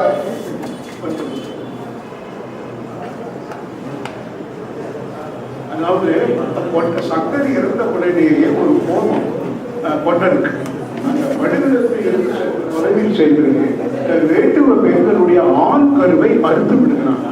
இது மூலக்கதையில் இருக்கு. நான் அதான் கண்டுபிடிச்சு பல முறை பார்த்தேன். அப்போ உடனே அங்க மாயல போறார். என்னப்பா இப்படி பண்ணீங்க அப்படிங்கிறார். அப்படியா, கட்டை தலையும் வெட்ட தலையும் அப்படின்னு ஒரு வரம் கொடுக்கிறார் பொண்ணு. அதுதான் வெட்ட தலையும் வேட்டுவர் குலம் என்று. ஆக இது பங்காளி சண்டையே அல்லாமல் இனச்சண்டையே அல்ல. பெரும்பாலும் தவறாக புரிந்து கொண்டுதான் சில ஆண்டுகளுக்கு முன்னால் நடிகர் சிவகுமார் மாட்டிவிட்டது உங்களுக்கு எல்லாம் தெரியும். தந்தி டிவியில தவறா பேசிட்டாரு. அப்புறம் மன்னிப்பு கேட்டார். உண்மையிலே அது இனச்சண்டையே அல்ல. இன்னும் சொல்லி நினைத்துக் கொண்டிருப்பவர்கள் இருக்கிறார்கள். அந்த தலையூர் காலை மாவீரன் புத்தகத்தை வாங்கிய கோபியில் இருந்து ஒருவர், ஐயா நீங்க வேட்டுவருக்கு வேலை சண்டை பெருமாறு ஒரு கதை எழுதுங்க அப்படிங்கிறான். அதப்ப முதல்ல படிச்சுப்பாரு. அந்த புத்தகமே வந்து நம்ம டாக்டர் மீனாட்சி சுந்தரன் என்னுடைய ஆசிரியர், வெள்ளக்கிணர் முன்னாள் கல்லூரி கல்வி இயக்குனர், அவருக்கும் எம்ஜிஆருடைய நேர்முக செக்ரட்டரியாக இருந்த பரமசிவம் ஐயா அவருக்கும் தான் சமர்ப்பணம் பண்ணேன். ஒருவர் வேளாளர் குறிப்பிட்டு அந்த ஒற்றுமை தான். அது ஆராய்ச்சி செய்து டாக்டர் பட்டம் வாங்கியவர் டாக்டர் முத்துக்குமாரசாமி, பேரூர் கல்லூரி முதல்வராக இருந்தவர். அவரிடமும் பல முறை கலந்து ஆலோசித்து, சக்திகலன் ஐயா அவர்களிடமும் அப்ப கோவையில் இருந்தார், வனவெளியில ஆலோசித்து டாக்டர் ஐயா மீனாட்சி சுந்தரனாருக்கு முன்னுரையும் அனுப்பிச்சேன். முன்னுரை நல்லா இருக்கு, தாராளமா எழுதப்பா, அவர் கலைஞர் கருத்தானது என்னமோ சொல்லிட்டு போறேன்னு எழுதப்பா அப்படின்ட்டு. ஆக இது நல்ல பண்போடு ஒன்று. இன்னொன்று பார்த்தீங்கன்னா பாரத கலையோடு அப்படியே தொடர்பு பட்டு வரும். அது ஒரு உண்மை. பிச்சை நின்றதான் பாமர கலைஞர் அங்கு இருந்தாலும் அவன் சில வரலாற்று உண்மைகளை, அந்த இனச்சண்டை அவன் சொல்லவே இல்லை. அது ஒரு பெரிய யாராவது பெரும்பாலும் அது இனச்சண்டை என்று இன்று வரை நேற்று வரை அப்படி முடிவு செய்திருந்தால் தவறு செய்து மறந்து விடுங்க. அது பங்காளி சண்டை, பங்காளிகளுக்கு ஏற்பட்ட சண்டை தான். ரொம்ப மகிழ்ச்சி, வாழ்த்துக்கள் ஐயா. காலையில் அறிமுக சுவர் கட்டாயம் வர்றேன். என்னுடைய அந்த புத்தகத்தை நம்ம அருட்செல்வர் ஐயாருடைய 91வது ஆண்டு என்ஜிஎம் கல்லூரி பொள்ளாச்சியில ஆசிரியர் பெருமக்களுக்கெல்லாம் ஒரு 450 காப்பி அன்பளிப்பா கொடுத்துட்டேன். பொள்ளாச்சி கல்லூரியில் அந்த மாதிரி அது நான் படிக்கின்ற புத்தகங்கள் அன்பளிப்பாக தான் கொடுப்பேன். ரொம்ப நன்றி.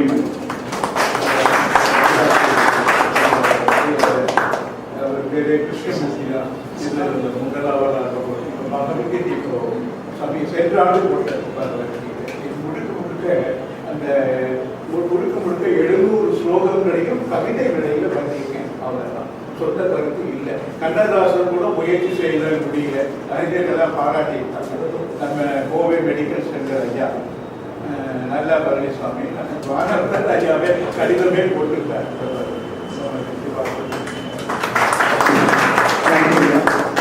கேள்வி நேரம்.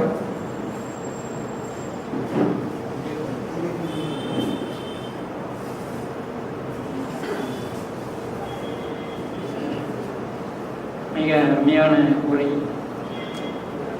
அண்ணன்மார் கதையை பற்றி பல்வேறு கோணங்களில் அந்த பாடலை பாடுகின்ற கலைஞர்களிடையே சென்று அறிந்து இப்பொழுது இருக்கின்ற நவீன கால ஆராய்ச்சி முறையை இணைத்து இந்த உரையை நிகழ்த்தினார். இதில் நான் சொல்ல வேண்டியது ஒன்றும் இல்லை, கேள்வி கேட்கறதுக்கு எனக்கு ஒன்றும் இல்லை. ஆனால் ஒரு சில விஷயங்களை நான் விளக்க வேண்டும். தாய் தெய்வங்கள் சோழ காலத்தினுடைய பிற்பகுதியில் 11ஆம் நூற்றாண்டில் அதாவது சைவத்தோடு இணைக்கப்பட்டு அம்மனுக்கும் கோயில் கட்டினார்கள் என்ற ஒரு செய்தி குறிப்பிட்டார். இந்த செய்தியை பற்றி எழுதியிருக்கிறார். ஆனால் 1980 டேவிட் டீன் சுல்மன் என்ற ஒரு அறிஞர் தலபுராணங்களை பற்றி ஒரு அருமையான நூலை எழுதியிருக்கிறார். அதிலே தமிழ்நாட்டு பெண் தெய்வங்கள் சிவனை ஏற்றுக்கொள்ளவில்லை என்ற செய்தியை புராணங்கள் வாயிலாக எடுத்துக்காட்டி கூறியிருக்கின்றார். ஒரு உதாரணம், காஞ்சிபுரத்திலே சிவனை பார்வதி கொண்டு விடுவார். இது என்ன? கொண்டு பார்வதி. இது நடக்குமா? இந்த சமூகத்தில் இது நடக்குமா? நடந்தது என்று கதை சொல்கிறது. காரணம், தமிழ்நாட்டு மக்கள் பெண்ணை தான் கும்பிட்டாங்க. சிவன் உள்ள வரும்போது பெரிய எதிர்ப்பு கிளம்பியிருக்கு. அந்த எதிர்ப்பின் அடிப்படையில் தான் இந்த தாய் தெய்வங்கள் மேல் கிளம்புகின்றன. அது மட்டும் இல்லாமல் சோழ காலத்தில் பல பழங்குடிகள் சமூகத்தில் இணைக்கப்பட்டன. அவர்கள் கொண்டு வந்த தெய்வங்கள் தான் இந்த தாய் தெய்வங்கள். அதனால தான் சிவன் கோயில அது ஒரு தனி கோயிலை கட்டி காமக்கோட்டன் பேரை வச்சு இது பண்ணாங்க. இது வரலாற்றில் பட்டன்சைன் போன்றவர்கள் வரலாறு கல்வெட்டு இதை மட்டும் வைத்துக் கொண்டு பார்க்க சமூகத்தில். ஆனால் சுல்மன் அவர்கள் இலக்கியத்தையும் கொண்டு, அதுவும் புராணங்களில் என்ன கூறுகின்றன, என்ன கூறப்படுகின்றன என்ற செய்தியை வைத்துக் கொண்டு தமிழ்நாட்டில் பெண் தெய்வங்கள் தான் மேலோங்கி இருந்தன. இந்த தெய்வங்களை சிவனோடு இணைக்கும் போது பல்வேறு வகையான போராட்டங்கள், பல்வேறு வகையான இணைப்புகளுக்கான முயற்சிகள் எல்லாம் நடந்தது. எல்லா சமயங்களும் சமணம் ஆகட்டும், வேறு சில வைஷ்ணவன், பௌத்தம், எல்லா சமயங்களுமே தாய் தெய்வத்துக்கு முன்னுரிமை கொடுத்து மேலே வைத்தது. காரணம் என்னவென்றால், தென்னிந்தியா தாய் வழிபாட்டை முதன்மையாக கொண்ட ஒரு பகுதி. இங்கே ஆண் வழிபாடு உள்ள நுழையும் போது பெரிய எதிர்ப்புகள் கிளம்பி இருக்கின்றன. அதற்கான கதைகள் அந்தந்த ஊர்களில் வழங்கப்பட்டிருக்கின்றன. அது பின்னால் பாடிய புலவர்கள் பாடிய தலபுராணங்களிலும் பதித்திருப்பதை நீங்கள் பார்க்கலாம். இதுதான் அவர் சொன்ன கருத்திலிருந்து நாம் வேறுபட விரும்பியது. அது என்னுடைய கருத்து அல்ல, சுல்மனுடைய கருத்தை எடுத்துக்கொண்டு நான் ஆய்வு செய்த போது பல செய்திகள் எனக்கு கிடைத்தன. அந்த அடிப்படையில் இந்த கருத்தை நான் கூறுகின்றேன். வலங்கை இடங்கை போராட்டத்தை பற்றி கூறினார். கொங்கு நாட்டு கல்லூரிகளிலே கிபி 12ஆம் நூற்றாண்டில் இடங்கை பற்றி மட்டும்தான் வருகின்றது, வலங்கை வரவே இல்லை. அதற்கு பின்பு கல்வெட்டுகளிலே எங்குமே வலங்கை இடங்கின்ற பேச்சே அதிகம் இல்லை. வெக்கவர்கள் ஓலப்பாளையத்தில் போய் பார்த்தபோது ஏதோ சில முதல் மரியாதைகள் கொடுக்கிற நிலையிலே அவர்களுக்கு ஏன் முதல் மரியாதை கொடுக்கிறீர்கள் என்று கேட்டபோது அவர்கள் வலங்கை பிரிவினர் என்று அந்த பூசாரி கூறியதாக அவர் குறிப்பிட்டிருக்கின்றார். அதாவது வலங்கைனா வேளாளர்கள், இடங்கினா மற்ற பிரிவினர், அதாவது கைத்தொழில் மற்ற இதில் இருக்கிறவங்க. ஆனால் கொங்கு நாட்டு கல்வெட்டுகள் இதெல்லாம் வச்சு பார்க்கும்போது இந்த வலங்கை இடங்கை பிரிவுகள் பெரிய அளவில் போற்றப்பட்டதாக நமக்கு தெரியவில்லை. சோழ நாட்டில் இருக்கு, தொண்டை நாட்டில் இருக்கு, பாண்டி நாட்டில் கூட இருக்கிற மாதிரி தெரியல. இந்த 2 நாடுகள் தான் அதிகம் இது இருக்கிறத நம்ம பார்க்குறோம். அதனால கொங்கு நாட்டில் இந்த வலங்கை இடங்கை பற்றிய ஆராய்ச்சியாக அவர் குறிப்பிட்டிருப்பது கொஞ்சம் கேள்விக்குரிய ஒரு முடிவாக இருப்பதை நாம் பார்க்கின்றோம். அடுத்தது அண்ணன்மார், அது சாதி சண்டை இல்லை என்பதை பற்றி முத்துக்குமாரசாமி அவர்கள் இன்னும் பலர் எழுதியிருக்கின்றார்கள். ஒரு சிலர் தான் அரசியலுக்காகவும் மற்றதுக்காகவும் சாதி சண்டையாக மாற்றி பேசுகிறார்கள். மற்றபடி ஒன்று அந்த கதையை பார்த்தாக்கா 2 சாதிகளுக்கு இடையான போராட்டமாக தெரியவில்லை, அல்லது கொங்கு நாடு முழுவதும் 2 சாதிகளுக்கு இடையே நடந்த சண்டையாகவும் தெரியவில்லை. ஏதோ ஒரு குறிப்பிட்ட பகுதியில் மட்டும்தான் அந்த நிகழ்வு நிகழ்ந்திருப்பதாக கதை கூறுகிறது. அந்த அடிப்படையில் இது சாதி சண்டையாக நாம் எடுத்துக்கொள்ள தேவையில்லை. இதோட என்னுடைய விளக்கத்தை முடித்து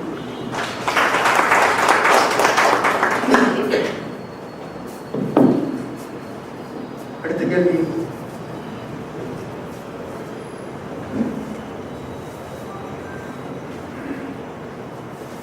முடிச்சிடலாம்னு நினைக்கிறேன். கடைசி சந்தேகம் கேட்டு பேபிலோனியன் எத்திக் கில்கமிஷ் பற்றி சொன்னீங்க. அதை விடவும் இந்த அன்னன்மார்சுவாமி கதை அதுக்கான மெரிட் அதை விட அதிகம் அப்படின்னு சொன்னீங்க. அது தெரிஞ்சுக்கிறதுக்காக கேட்குறேன். how far this Annanmar story is more meritorious than Gilgamesh? Gilgamesh நாட்டார் காப்பியமாக இருந்து பிறகு செவியல் காப்பியமாக மாற்றப்பட்டது. கில்காமேஷ் இப்போ வாழும் காப்பியம் இல்லை. அது கிட்டத்தட்ட வரலாற்று காலத்துக்கு முன்னமேயே தோன்றியது. ஹோமர் இல்லையா, இந்த மாதிரியான காப்பியம். பியோகுல்ஃப் கூட அந்த மாதிரியான வகை சார்ந்தது. இரண்டுமே வெவ்வேறு தனித்தன்மை கொண்டவை. இரண்டையும் இணைத்து பார்க்க வேண்டிய அவசியம் இல்லை. எப்படி உலக அளவில் காப்பியங்கள் எவ்வாறு பேசப்படுதுன்னு குறிப்பதற்காகத்தான் அந்த கில்காமேஷ் இருக்கு. எந்த ஆய்வு காப்பியங்களை குறித்து எந்த ஆய்வாக இருந்தாலும் அதில் முதலில் சொல்லப்படுவது கில்காமேஷ்.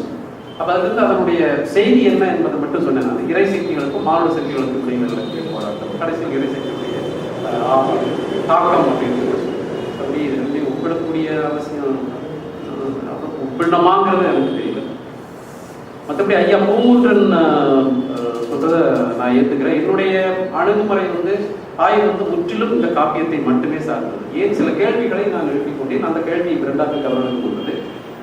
இதில் இடங்கை பிரிவினர் என்று சொல்லக்கூடிய வேளாளர் அல்லாதவர்கள் தவறாகவே சித்தரிக்கப்பட்டிருக்கிறார். முதலில் அவர்கள் ஆணவத்தோடு நடந்து கொள்வதாகவும், பிறகு அவர்களுக்கு பாடம் புகட்டப்படுவதாகவும், பிறகு அவர்கள் இந்த இறை சக்தியை இப்பொழுது நினைத்துக் கொண்டிருக்க வேண்டும் என்கிற நிபந்தனையோடு எனக்கு பூசப்படணும் என்கிற ஒரு நிபந்தனையை அந்த சாமிகளை வைக்கிறாங்க. அப்படின்னா அவர்கள் காண்பிக்கப்படுகிறார்கள். அது ஏன்னு தெரியல. ஏன் தீரம் சின்னமலை ஒரு பண்டாரம் காட்டி கொடுத்தாரு, ஏன் கோவங்களுக்கு ஒரு பொருட்கள் அது அப்படி நிகழ்ந்தது, அவ்வளவுதான். அதுக்கு மேல அதை குறிப்பிட்டு சொல்லக்கூடிய டேவிட் ஷுல்மனுடைய தலபுராண ஆய்வு இதை ஒட்டிய 70கள் 80கள் வந்தது. டேவிட் ஷுல்மனை போலவே கில்டே பைபிள் முதலிய பல அறிஞர்கள் இருக்கிறார்கள். அவர்களது தலபுராண ஆய்வுகளும் கூட பல்வேறு உண்மைகளை வெளிக்கொண்டு வருகின்றன. நான் அன்னமார் கதையோடு மட்டும் நிறுத்தி கொண்டதால் இதை எடுத்து சொல்ல வேண்டியது. இரண்டாவது கூட அப்புறம் பிறகு அதை அவர்கள் முன்னிறுத்தவில்லை. இலங்கை பலகை போராட்டம் என்பதை தனது ஆரம்பகால ஆய்வுகளை இந்த ஆய்வுகளில் சமூக ஆய்வு அடிப்படையில் அவங்க மானுடவியல் ஆய்வாளர் அப்படி ஆய்வு பார்க்கிற பொழுது இந்த செய்தியை சொன்னார்கள். பிறகு அவர்கள் அறிவித்திருக்கிறார்கள். கருத்து தெரிவித்ததற்கு ஐயா அவர்களுக்கு நன்றி கொடுக்கிறேன்.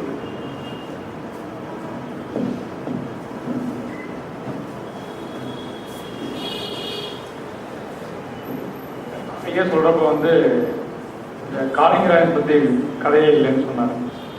ஒரு வரி வந்துச்சு, காளிங்கராயன் கதையே இல்லைன்னு சொல்லி. ஏன் கதை இல்லைன்னு அவ்வளோ பெரிய காலத்தில் வெட்டியிருக்காங்க, ஏன் அவருக்கு மட்டும் கதை அண்ணன்மார் கதை இருந்தாலும் அவருக்கு ஏன் கதை இல்லை? அவர் ஆய்வு என்னன்னு சொன்னார் அப்படின்னு. காளிங்கராயன் கால்வாய் வெட்டினாரு, அங்கே இருக்க வேண்டாம், நம்ம குடும்பத்துக்காக கால்வாய் வெட்டினாங்கன்ட்டு பெருந்தன்மையோட அவர் வெளியே வந்தாரு. இதில் என்னன்னா, காளிங்கராயர் அவருடைய வாழ்க்கை அண்ணன்மாரசாமி கதையில வரக்கூடிய நிகழ்ச்சிகளை போல நாடகத்தன்மை கொண்டதாக இல்லை. ஒரு தியாகம் மட்டுமே இருந்தவர் வாழ்க்கையில் வேற என்ன நடந்ததுன்னு தெரியல. யாரும் புலவர்கள் பாடல்கள் யாரும் அதை பற்றி பாடலன்னு நினைக்கிறேன்.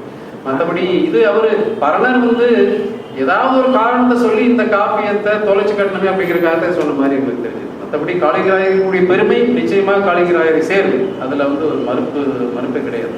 நீங்க இந்த பாடகர்களை கலைஞர்களை பாதிக்கக்கூடிய அளவுக்கு சம்பவங்கள் நடந்திருக்கின்றனவா அப்படின்னு தான் பாக்குறாங்க. படுகொலை மாதிரியான ஒரு நிகழ்வு எந்த காப்பியத்தில் நடந்திருக்கும்? இப்பவும் நடக்கக்கூடியது. வீரப்பூர்ல இப்பவும் நடக்கிறீங்களா படுகொலை? அதனால இந்த வலிந்து சொல்லப்பட்ட ஒரு ஒப்பீடாக நாம் இதை பார்க்கலாம். நல்ல கேள்வியை கேட்டீங்க. காளிங்கராயன் அணை, அந்த அணை கட்டுகிற பொழுது எதிர்த்தவன் ஒரு வெள்ளை வேட்டுவன் என்று குறிக்கப்பட்டு வெள்ளை குலத்தை சார்ந்தது. அது ஏன் அந்த இடத்துக்கு வெள்ளை வேட்டுவன் என்று போட்டால் காளிங்கராயனும் வேட்டுவனாகத்தான் இருக்கிறது. அதுதான் உண்மை. அதனால இது கான்ட்ரோவர்சியான இதுதான். அந்த நிகழ்ச்சி வந்தவனே நடிகர் சத்யராஜ் எங்க பரம்பரையை சேர்ந்தவர்கள் பேசுறது இதெல்லாம் வேண்டாத யாரோ நல்லதுக்கு கட்டினாங்கன்னு தான் எடுத்துக்கணும். ஆனா அந்த குறிப்பா பரணர் குறிப்பிடுவது ஒரு வெள்ளை வேட்டுவன் இதுதான் அப்படின்னா எதிர்த்து வந்தவனும் வேட்டுவனாக இருக்க முடியும். ஆனா கடைசியில ஒரு நல்ல காரியத்துக்காக அந்த இடத்த கொடுத்துட்டான். ஏன்னா நதிவர் 6 பேருக்கு பொது காரியம் எதிர்த்தாலும் கடைசியில உடன்பட்டு கொண்டான் காளிங்கராயன் அணை அந்த மாதிரி. ஆகவே இது அந்த வேறுபாடெல்லாம், அதாவது அந்த வெள்ளை வேட்டுவன் என்று குறிப்பிட்டு சொல்லுவது என்னுடைய ஆராய்ச்சி தான். எதிர்த்தவன் வெள்ளை வேட்டுவனா, அப்ப அவனும் வந்தவனும் வெள்ளை வேட்டுவனா தான் இருக்கு.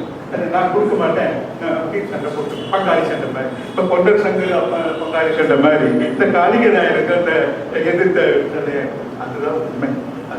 அதே போல சில வரலாற்றில் என்ன, இந்த கொங்கு நாட்டு கவுண்டர்கள் ஒரு விஆர் எழுதினார் வி ராமமூர்த்தி, பழைய புத்தகம்.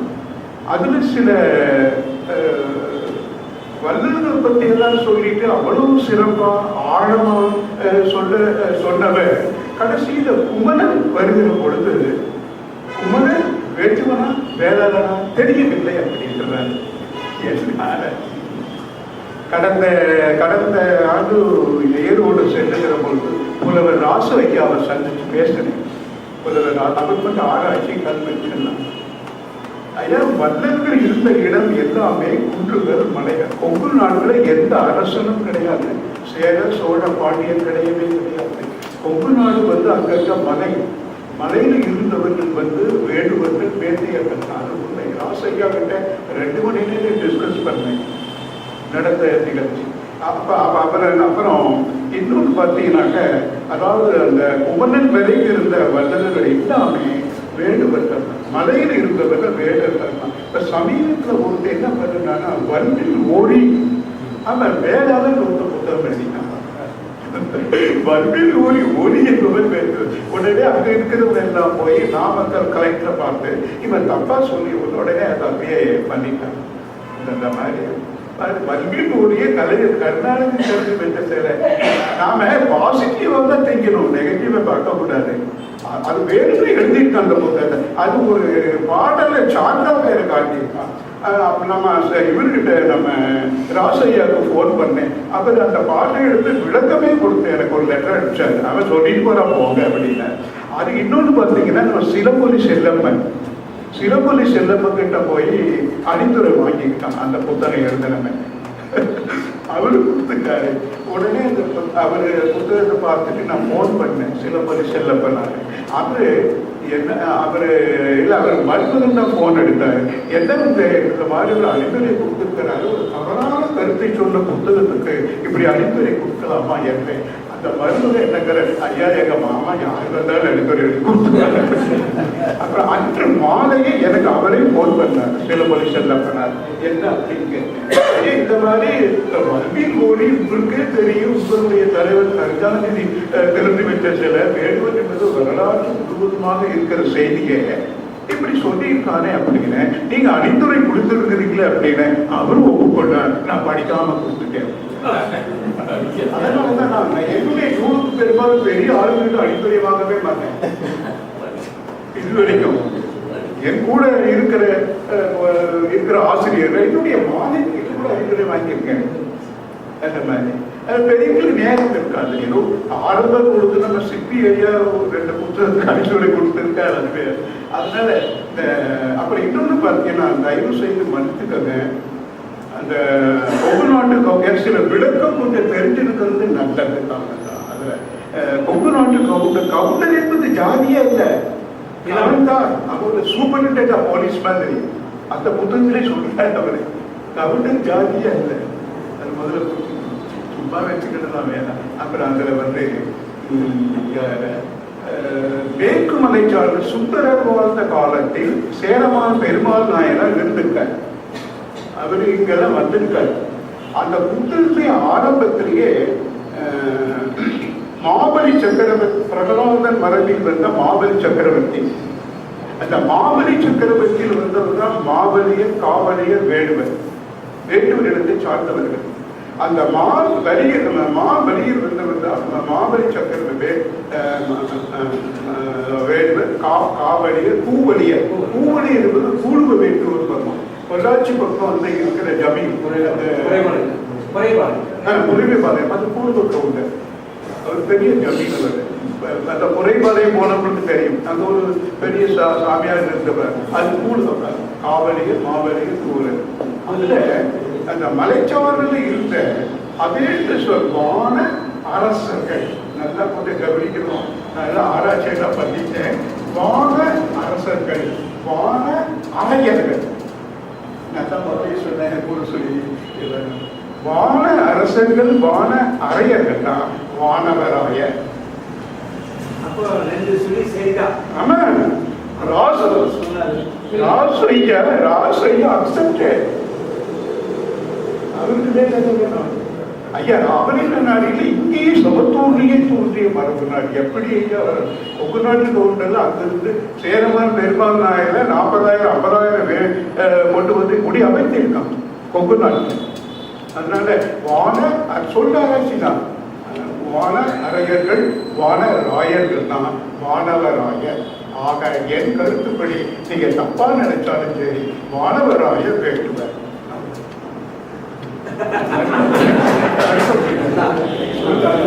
அதே மாதிரி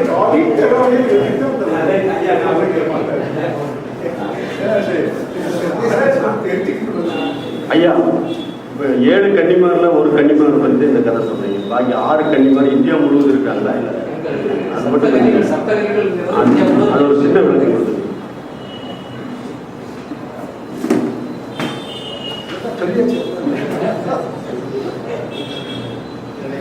கதை பாடலை பாடுகிறவர்கள் கூடபாடி குருசாமி, மயில்சாமி, கோபாலன் சொன்னீங்க. இந்த பெரும்பாலும் இந்த உடுக்கடி பாட்டில் வந்து பெரும்பாலும் தாழ்த்தப்பட்டவர்களால் தான் நடத்தப்படுகிறதுன்னு ஒரு கருத்து சொன்னீங்க. இந்த 3 பேருமே தாழ்த்தப்பட்டவர்கள், வாசப்பட்டவர்கள், சமூகங்கள்.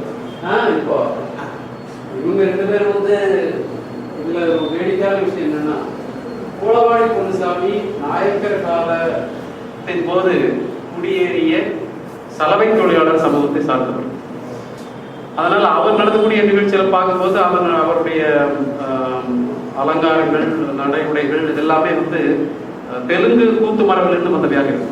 அதே போல அவர் எடுத்தாளக்கூடிய சொல்லாட்சி என்பது கூட நமது உள்ளூர் பாட்டுக்காரர்கள் ஏற்றுக்கொள்ள முடியாத அளவிலே இருக்கு. அதுல ஒரு விஷயத்தை அவர் சொன்னாரு, ஆளிலை மேல் பள்ளி உள்ளும் அறியாமர் அப்படிங்கிறது எப்பவும் தேவனாம்பாளையம் மேல்சாமி சுட்டி காட்டுவார். அதை எப்பவும் ஆக்கினை மேல் பள்ளி உள்ளும் அறியாமர் அப்படின்னு சொல்லுவார், அதனுடைய பொருள் தெரியாமையே. மற்றபடி அவருக்கு இருக்கக்கூடிய இசை திறமை, பாடல் திறன் அதெல்லாமே வந்து குறிப்பாக சொல்லப்பட வேண்டும்.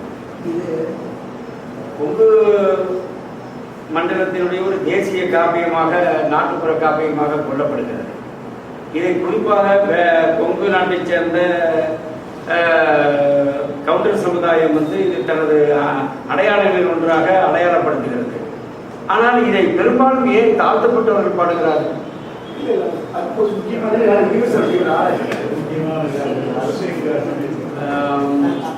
கொங்கு மண்டலத்தினுடைய குறிப்பா நான் ஒரு விஷயத்த சொல்ல விரும்புகிறேன். நான் அண்ணன்மார்சாமி வந்து கொங்கு வேளாளர்களுக்கு மட்டுமல்லாமல் பிற இனத்தவர்க்கும் சாதியவர்க்கும் குலதெய்வமாக இருக்கிறது. இதை ஒரு சாதியோடு அடையாளப்படுத்துவது என்பது முறையாக ஏனென்றால் காப்பியம் சொல்லக்கூடிய செய்திகள் எல்லாம் மானுட இனம் எல்லாவற்றுக்கும் பொதுவானது. அதுல நான் குறிப்பிட்ட மாதிரி வீர காப்பியங்களோடு இதை பொருத்தி பார்க்க வேண்டிய தேவையில்லை. இதற்கென்று தனித்த அம்சங்கள் இருக்கிற நாட்டார் காப்பியங்கள் எல்லாமே தனித்த அம்சங்களை கொண்டவை. எனவே ஒரு இனத்தோடும் சாதியோடும் இதை இணைத்து பார்ப்பது பொருந்தாது. பாடல்கள் ஏன் அதை செய்கிறார்கள் என்றால் அவங்களுக்கு வைத்துப்பாடு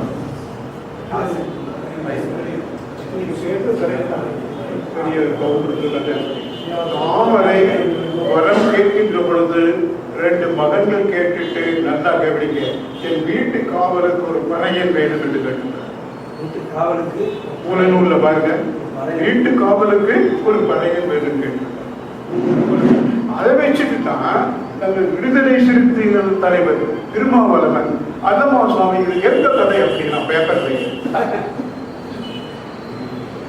அந்த சொல்லு வருதுனால திருமாவளவன் பேப்பர்ல அந்த சர்ச்சை வர்றப்போ அன்னமார்சுவாமிக்கு எங்க திருமாவளவன் எந்த குழப்பம் பாருங்க. அந்த வரங்கேக்கிலேயே நம்ம கேட்டுக்க தாமரை நீங்க மூலம் வைக்கிட்ட வச்சிருக்க பல முறை படிச்சு அக்கு வேற ஆடி வேற படிச்சுட்டேன். நம்ம சுவாமி கதை, இந்த பொன்ன சங்க கதை, பருகிற கதை எல்லாம் உண்மைகளை மட்டும்தான் நான் எழுதேன். அவசியம் வீட்டு காவலுக்கு பறையன் வேண்டும் தான். இன்னொரு மகனை எந்த காவலுக்காக கேட்கிறாங்க? அந்த 3வது மகன் தான், அதாவது அவன் தான் அண்ணன் மாதிரி வரணும். ஆமா, அவனுக்கு 2 பொன்னன் சங்கர் 2 பேரும் அவனுக்கு கட்டுப்படுறான். அண்ணன் மாதிரி அது தலைமுறையாக ஒரு மரபாக ஒரு கதைகள் இருக்கு. அவனை வர கேட்க கேட்கிறேன். அதனால நம்ம விடுதலை அவன் எங்க கதைக்குதான் ஒரு பேப்பர்ல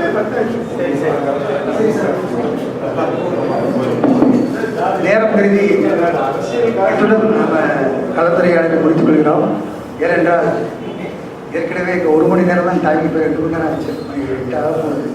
அதனால இத்தோடு இந்த ஆய்வு சொற்பொழிவை முடித்துக் கொள்ளலாம். சார்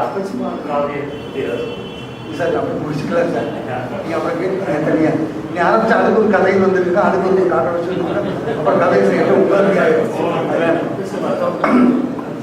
நம்மளுடைய அழைப்பை ஏற்று பல அலுவலருக்கு இடைஞ்சலுக்கு இடையே பெங்களூருக்கு வந்து ஒரு அருமையான அண்ணன்மார் சதை கதையவே அப்படியே நேரடியாக நம்ம கண்முன் கொண்டாந்து நிறுத்தினார். அத்தோடு பல இலக்கியங்களையும் ஒப்பீட்டு ஆய்வு நமக்கு காட்டினார். மற்ற ஆய்வாளர்கள் என்னென்ன கூறினார்கள் இதை பற்றிய ஒரு பெரிய ஆய்வு அரங்கத்தையே நம் முன்னால் நிகழ்த்தியிருக்கிற பேராசிரியர் கிருஷ்ணசுவாமி அவர்களுக்கு உங்களின் சார்பாகவும் வானவராயர் பவுண்டேஷன் சார்பாகவும் நன்றி தெரிவித்துக் அடுத்த கூட்டம் செப்டம்பர் 22ஆம் தேதி விஜயநகர ஆட்சி காலத்தில் கொங்கு நாடு என்ற தலைப்பில் சென்னை பல்கலைக்கழகத்தைச் சேர்ந்த சவுந்தரராஜன் பேராசிரியர் சவுந்தரராஜன் அவர்கள் பேசுவார்கள். நன்றி, வணக்கம். முடிச்சா தானே அதை சொல்லி